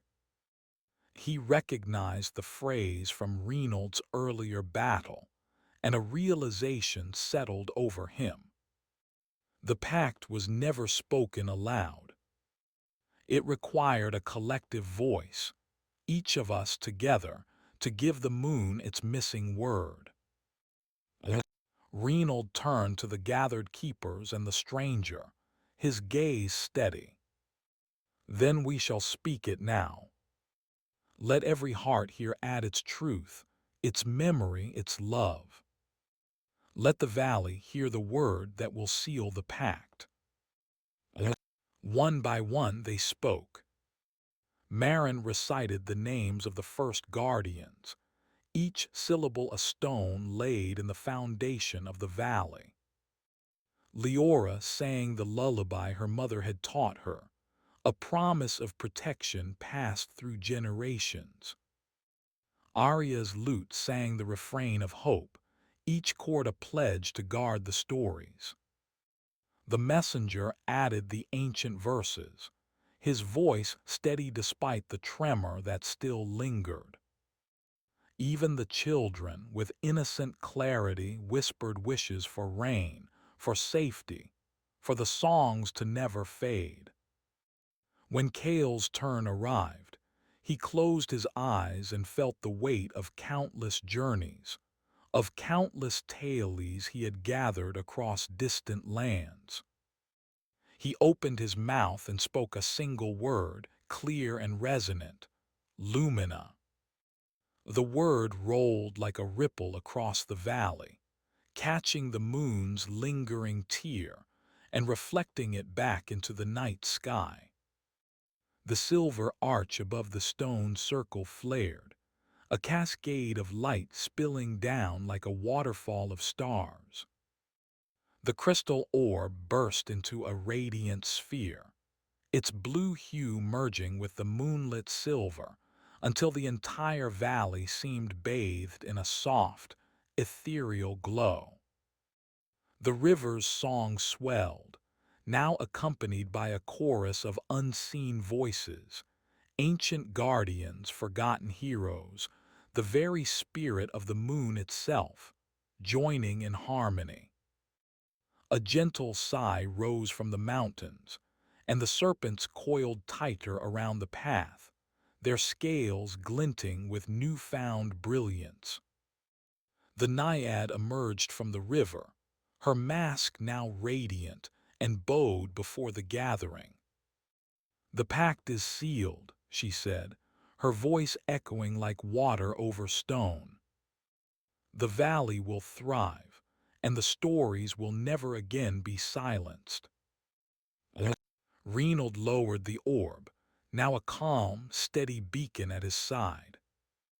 The three feathers hovered, their colors deepening to a luminous gold, each feather pulsing in time with the valley's renewed heartbeat. The elder placed her hand on Cale's shoulder, her eyes shining with gratitude. "You have given us the missing word, traveler. May your own story be everlasting as the valley." Cale smiled, feeling the weight of his own tale lift, replaced by a sense of belonging he had never known. He turned to the children, who were still humming the melody, and whispered, "Remember this night, for it is the night the valley sang its own name into the moon." As the sun rose higher, casting golden shafts through the mist, the valley awoke fully to its destiny. The keepers, the villagers, and the wandering chronicler walked together along the riverbank, their steps in rhythm with the song that now wove through every leaf, stone, and ripple. The story of the moon's tear was no longer a fragment of the past. It was a living, breathing promise, carried forward by every voice that chose to remember. The sun climbed higher, its golden fingers brushing the river's surface until the water glittered like a ribbon of molten glass. Children chased one another among the reeds, their laughter mingling with the renewed song of the valley, while the elders moved with measured steps, their faces serene beneath the light. Cale felt the pulse of the land in his own chest, a rhythm that matched the beat of his heart, and he knew that the night's promise was only the beginning of a longer tale. At the edge of the clearing, where the river widened into a shallow pool, the naiad lingered, her luminous mask catching the sun's rays and scattering them like droplets of starlight. She turned to Cale, her eyes reflecting the depth of the water's memory. "The tree of Tales awaits," she said softly. "It is the keeper of every story ever whispered in this valley, and now it calls for new voices to join its roots." The group followed her, winding along a path flanked by ancient stones etched with runes that glowed faintly in the daylight. Vines of silverleaf curled around the stones, their leaves humming in harmony with the valley's song. When they reached the lake's far shore, the tree of Thales rose from the earth like a cathedral of bark and branches, its trunk wide enough to shelter a small village. Each branch bore leaves of many colors, emerald, amber, indigo, each one pulsing with a faint inner light, as if holding a story within its veins. Reynold stepped forward, the crystal orb now hanging from his belt, its steady glow casting a soft halo around the tree. He placed the orb at the base of the trunk, and the light seeped into the bark, causing the leaves to shimmer brighter. "The pact has given us a conduit," he whispered. "Now we must feed it with the Thales that have lived, and the ones that have yet to be born." The elder raised her hands, and the three golden feathers hovered above her palms, their luminescence weaving a delicate lattice of light that wrapped around the tree's roots. As the lattice settled, a low, resonant hum rose from the wood, and the bark split open just enough to reveal a hollow cavity. Inside, a swirl of silver mist coalesced into a vortex of ink and parchment, waiting to receive the words of the valley. One by one, the villagers approached the opening. Marin stepped in first, her voice steady as she recited the names of the first guardians, each syllable echoing against the cavern walls and turning into luminous glyphs that floated into the mist. Leora followed, singing the lullaby her mother had taught her. The melody transformed into a cascade of silver ribbons that wrapped around the tree, binding the song to its very fibers. Arya lifted her lute, and the cords of hope unfurled like golden threads, stitching themselves into the bark and strengthening the tree's resolve. When the children gathered, they each placed a small, hand-carved wooden token into the hollow, a token shaped like a raindrop, a leaf, a star.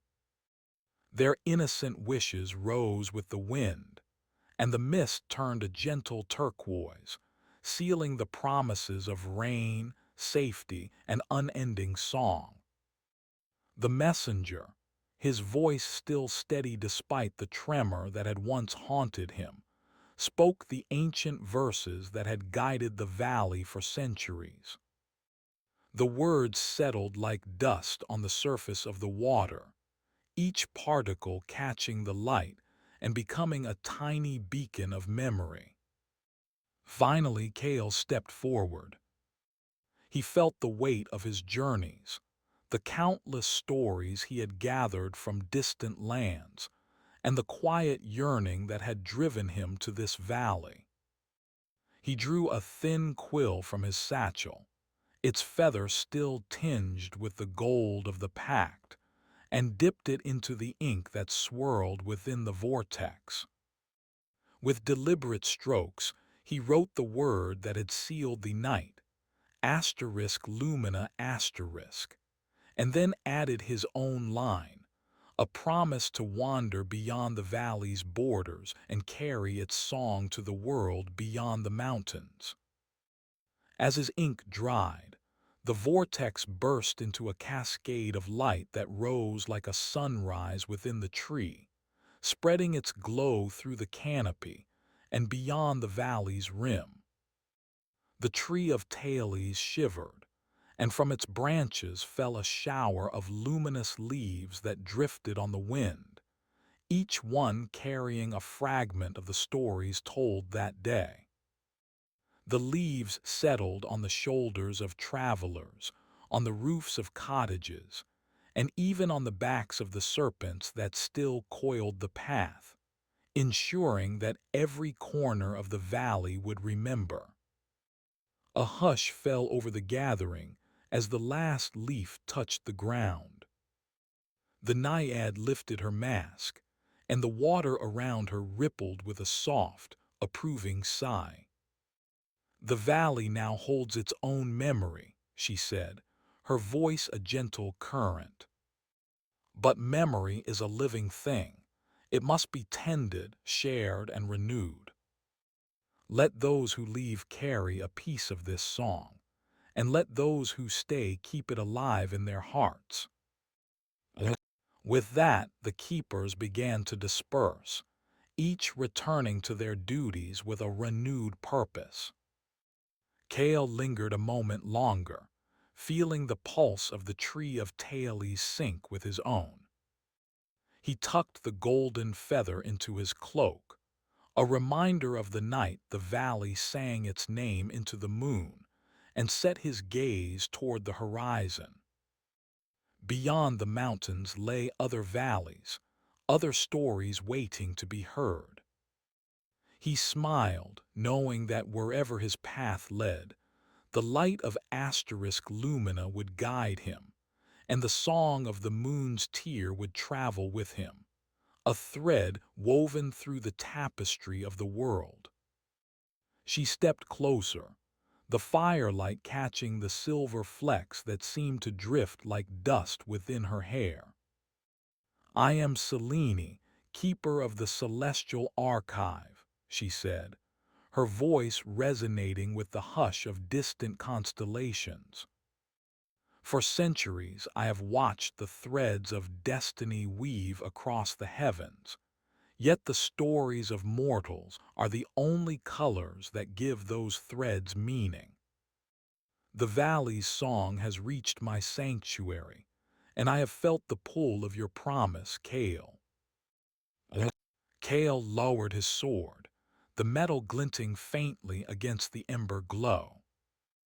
"I have walked many roads, Selene, and each has left its imprint upon my heart. The tree of Taelis gave me a name to carry, but the world beyond is vast and restless.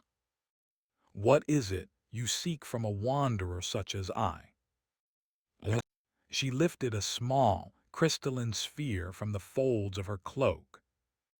Within it swirled a miniature storm of starlight, each point pulsing like a heartbeat. "The world is changing. Dark currents stir in the north, where the frost-bound citadel cracks under a curse that devours memory. The people there forget their own names, their histories erased by a cold that seeps into stone and soul. I need a conduit, someone who can bind the living memory of a place to the living light of asterisk lumina asterisk. If you share the valley's song with them, it may awaken the dormant threads and halt the forgetting." Kale felt the weight of the sphere as if it were a second feather, lighter than air yet heavy with purpose. He thought of the children's wooden tokens, the luminous leaves that now drifted on the wind, and the promise he had etched in ink. "Then we shall go," he answered, his voice steady. "I will carry the tale of the moon's tear to the frost-bound citadel, and together we will stitch its memory back into the world."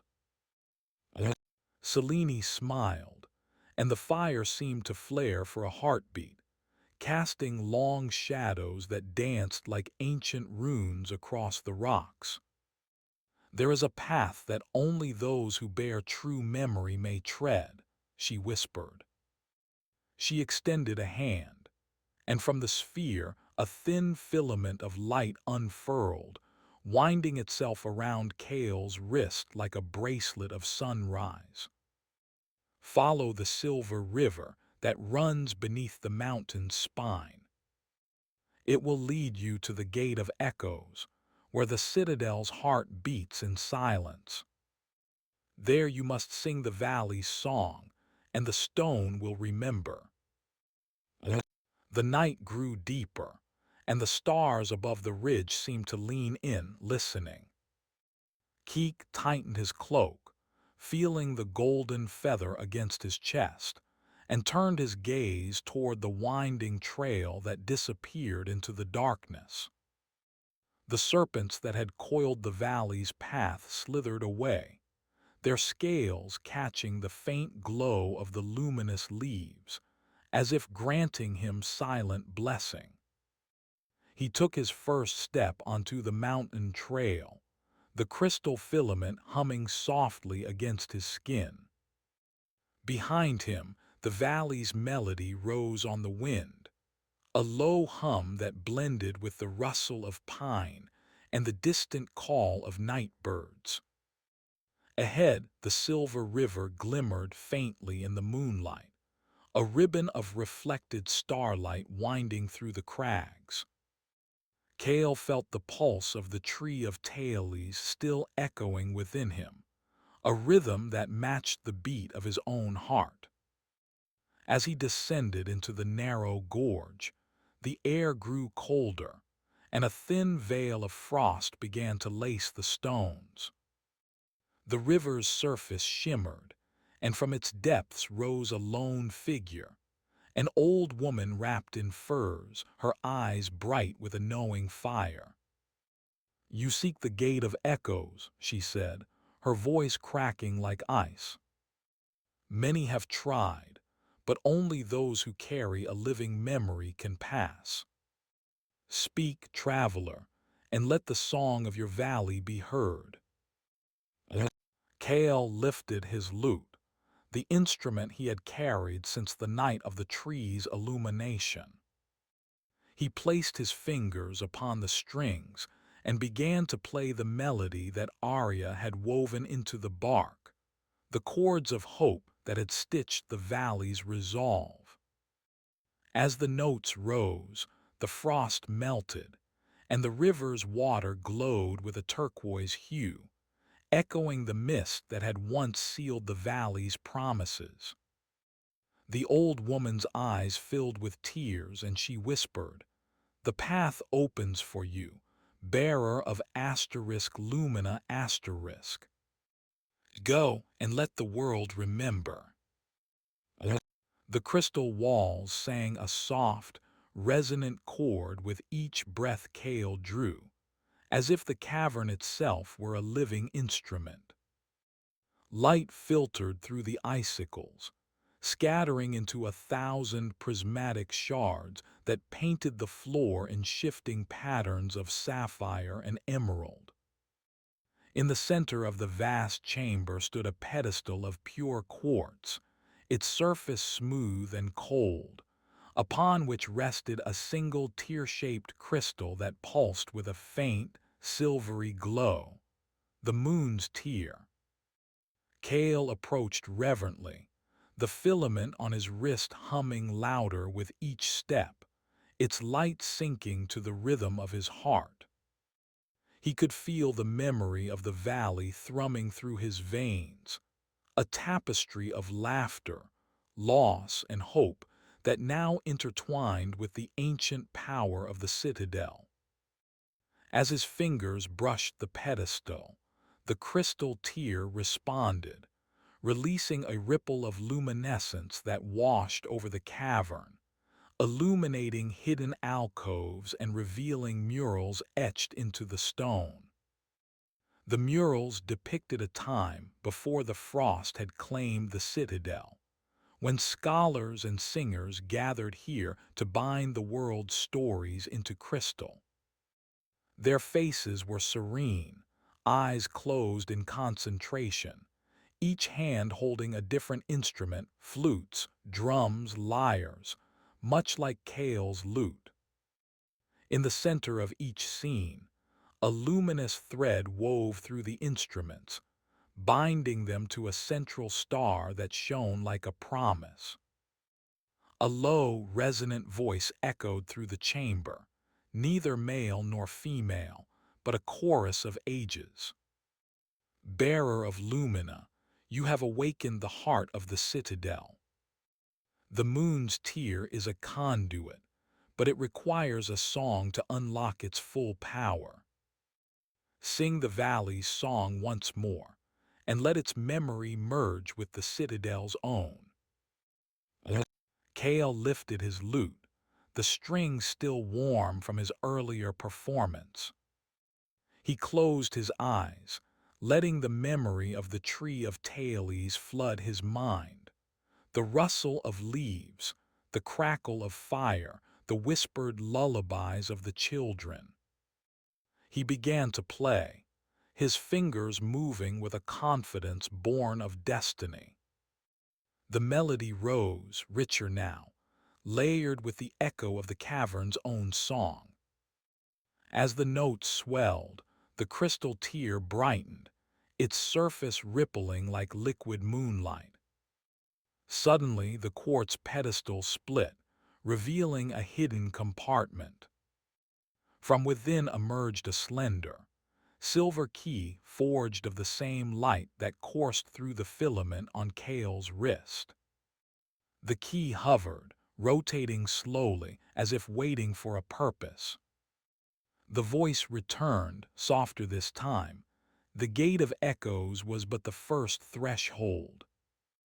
Beyond lies the hall of forgotten voices, where the world's lost stories reside.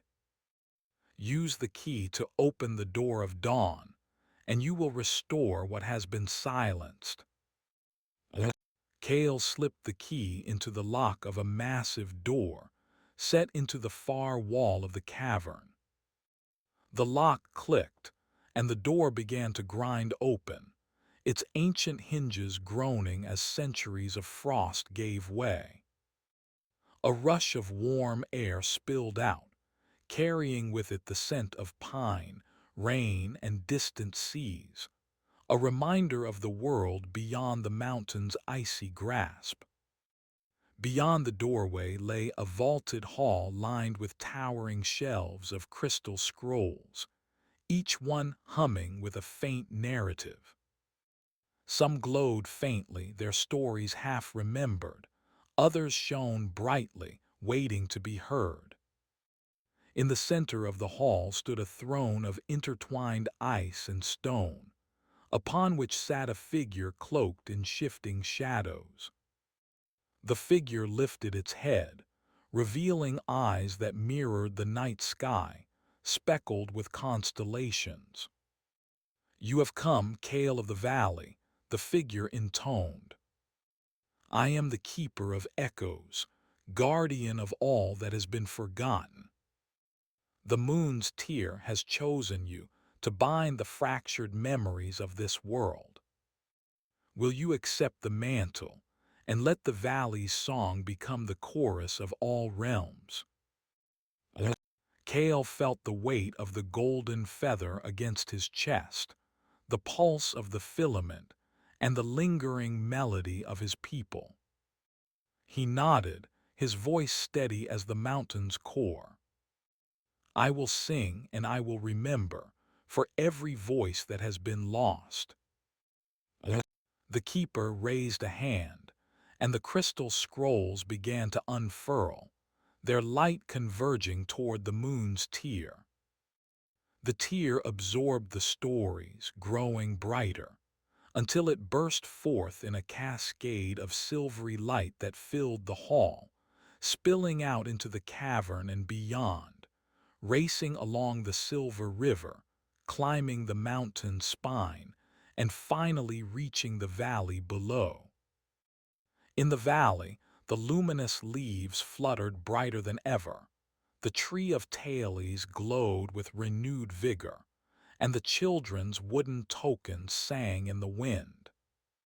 The frost that had once clung to the stones melted, replaced by a gentle dew that nourished the earth.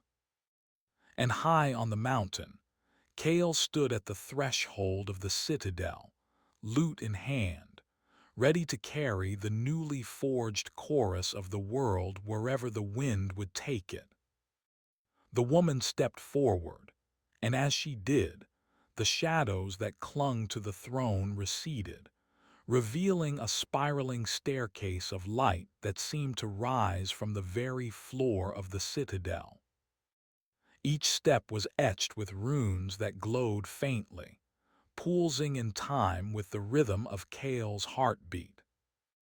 "The echo of eternity lies beyond this ascent," she whispered, her voice now a chorus of countless voices that had once been lost. "There you will find the song of the first dawn, the primal hymn that birthed the world. To sing it, you must weave together every thread you have gathered, your valley's melody, the crystal scrolls, the breath of the river, and the memory of the mountain itself." Kale lifted his lute, feeling the filament on his wrist flare brighter than ever. He could hear, beneath the hum of the citadel, a low, resonant tone, a vibration that seemed to emanate from the very stones beneath his feet. With a steady breath, he began to play, his fingers moving across the strings in a pattern that felt both familiar and newly discovered. The notes rose, intertwining with the ambient hum, and as they did, the runes on the staircase ignited, casting shafts of iridescent light that spiraled upward like a vortex of color. As the music swelled, the staircase transformed into a bridge of pure sound, each step now a chord that resonated with the universe's hidden frequencies. Kale walked the bridge, his lute echoing against the vaulted expanse, and with each step the air grew thicker with memory.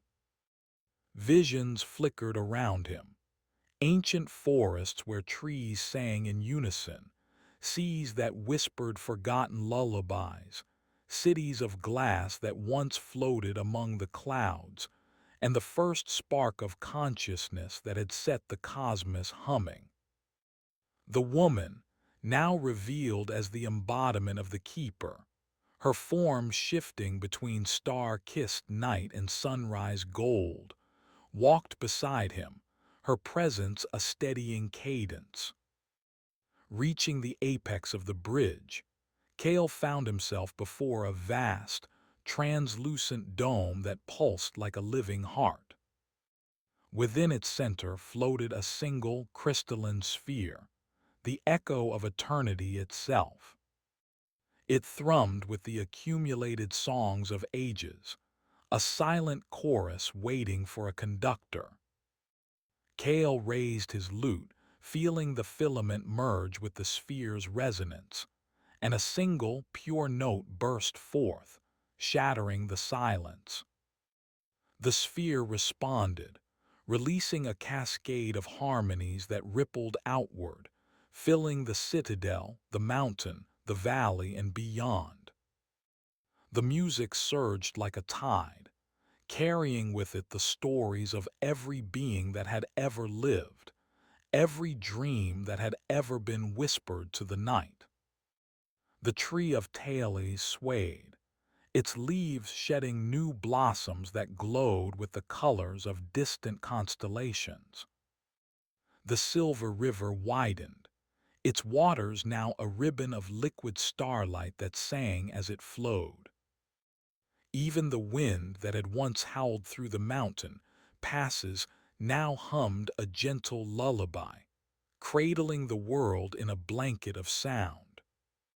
When the final chord faded, a profound stillness settled, not an absence of sound but a deep, resonant peace.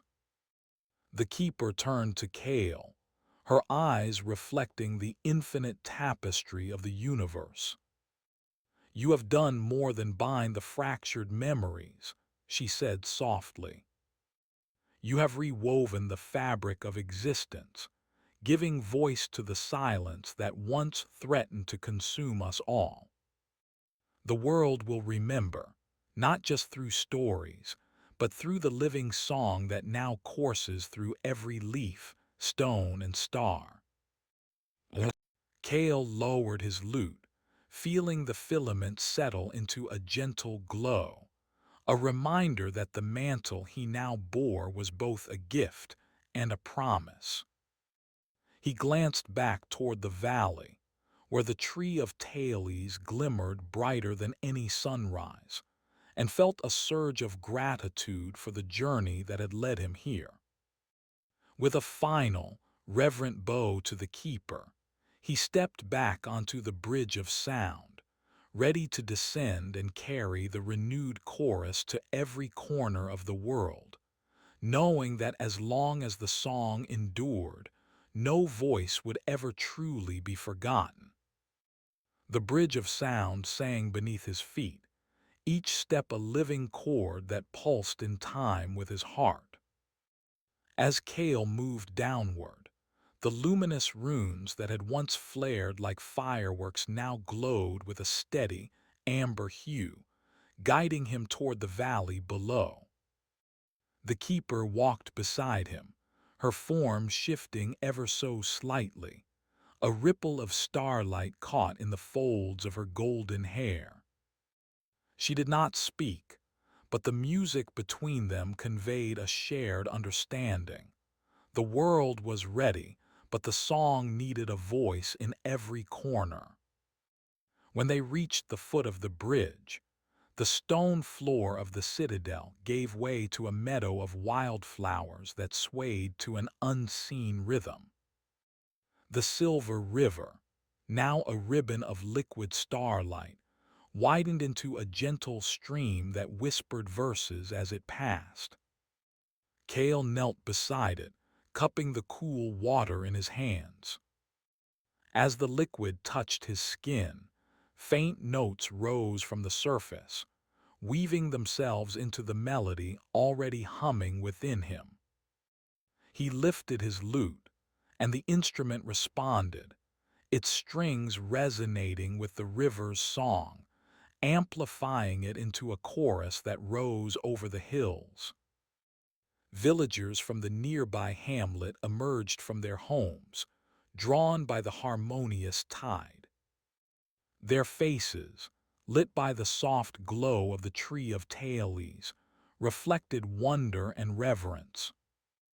An elderly woman, her hair braided with tiny blossoms, approached and placed a hand on Kale's shoulder. "We have felt the silence lift," she whispered, "but we have not known its source. You bring the music back to us." Kale bowed his head and the lute sang a simple, lilting refrain, one that spoke of sunrise, of rain on stone, of the first breath of a newborn child. As the notes floated outward, the blossoms on the tree of Thales shimmered, each petal releasing a faint, crystalline chime that mingled with the villagers' own voices. Children began to hum along, their laughter adding bright trills to the tapestry. The keeper watched, her eyes reflecting the expanding web of sound, and a smile touched the corners of her mouth. The song, now rooted in the valley, began to travel beyond the hills. Caravans carrying traders, scholars, and wanderers paused in their journeys, their carts creaking in time with the melody. In distant mountain passes, the wind that once howled now carried the tune, guiding lost travelers back to safe paths. Even the ancient stones of the old citadel, long dormant, resonated with the new harmony, their surfaces humming with a low, resonant bass that steadied the earth itself. Night fell, and the sky unfurled a tapestry of constellations that seemed to pulse in rhythm with the song. The keeper led Kale to a clearing where the tree of Thales stood tallest, its branches reaching toward the heavens. From its trunk, a single blossom unfurled, releasing a cascade of luminous spores that drifted upward like fireflies. Each spore carried a fragment of the melody, a seed of story that would take root wherever it fell. Cale raised his lute once more, his fingers finding the same pure note that had shattered the silence. The note rose, pure and unbroken, and the spores caught its vibration, scattering across the world. As they drifted, they settled on distant shores, in bustling cities, in quiet monasteries, and in the hearts of those who had never heard a song before. The world, now threaded with the living music, thrummed with a promise that every voice, every memory, every dream would find its place in the endless chorus. The keeper turned to Cale, her gaze both ancient and tender. "The song has begun its journey," she said, "but it will need guardians in every realm. You have lit the first flame. Now it is time to share the fire." Cale nodded, feeling the filament at his throat pulse with renewed vigor. He slipped the lute onto his back, its wood warm from the day's resonance, and set his gaze on the horizon where the first light of dawn brushed the peaks. With each step he took, the ground beneath him sang, and the world answered in kind, a symphony of countless lives intertwined, forever echoing the note that had once shattered silence.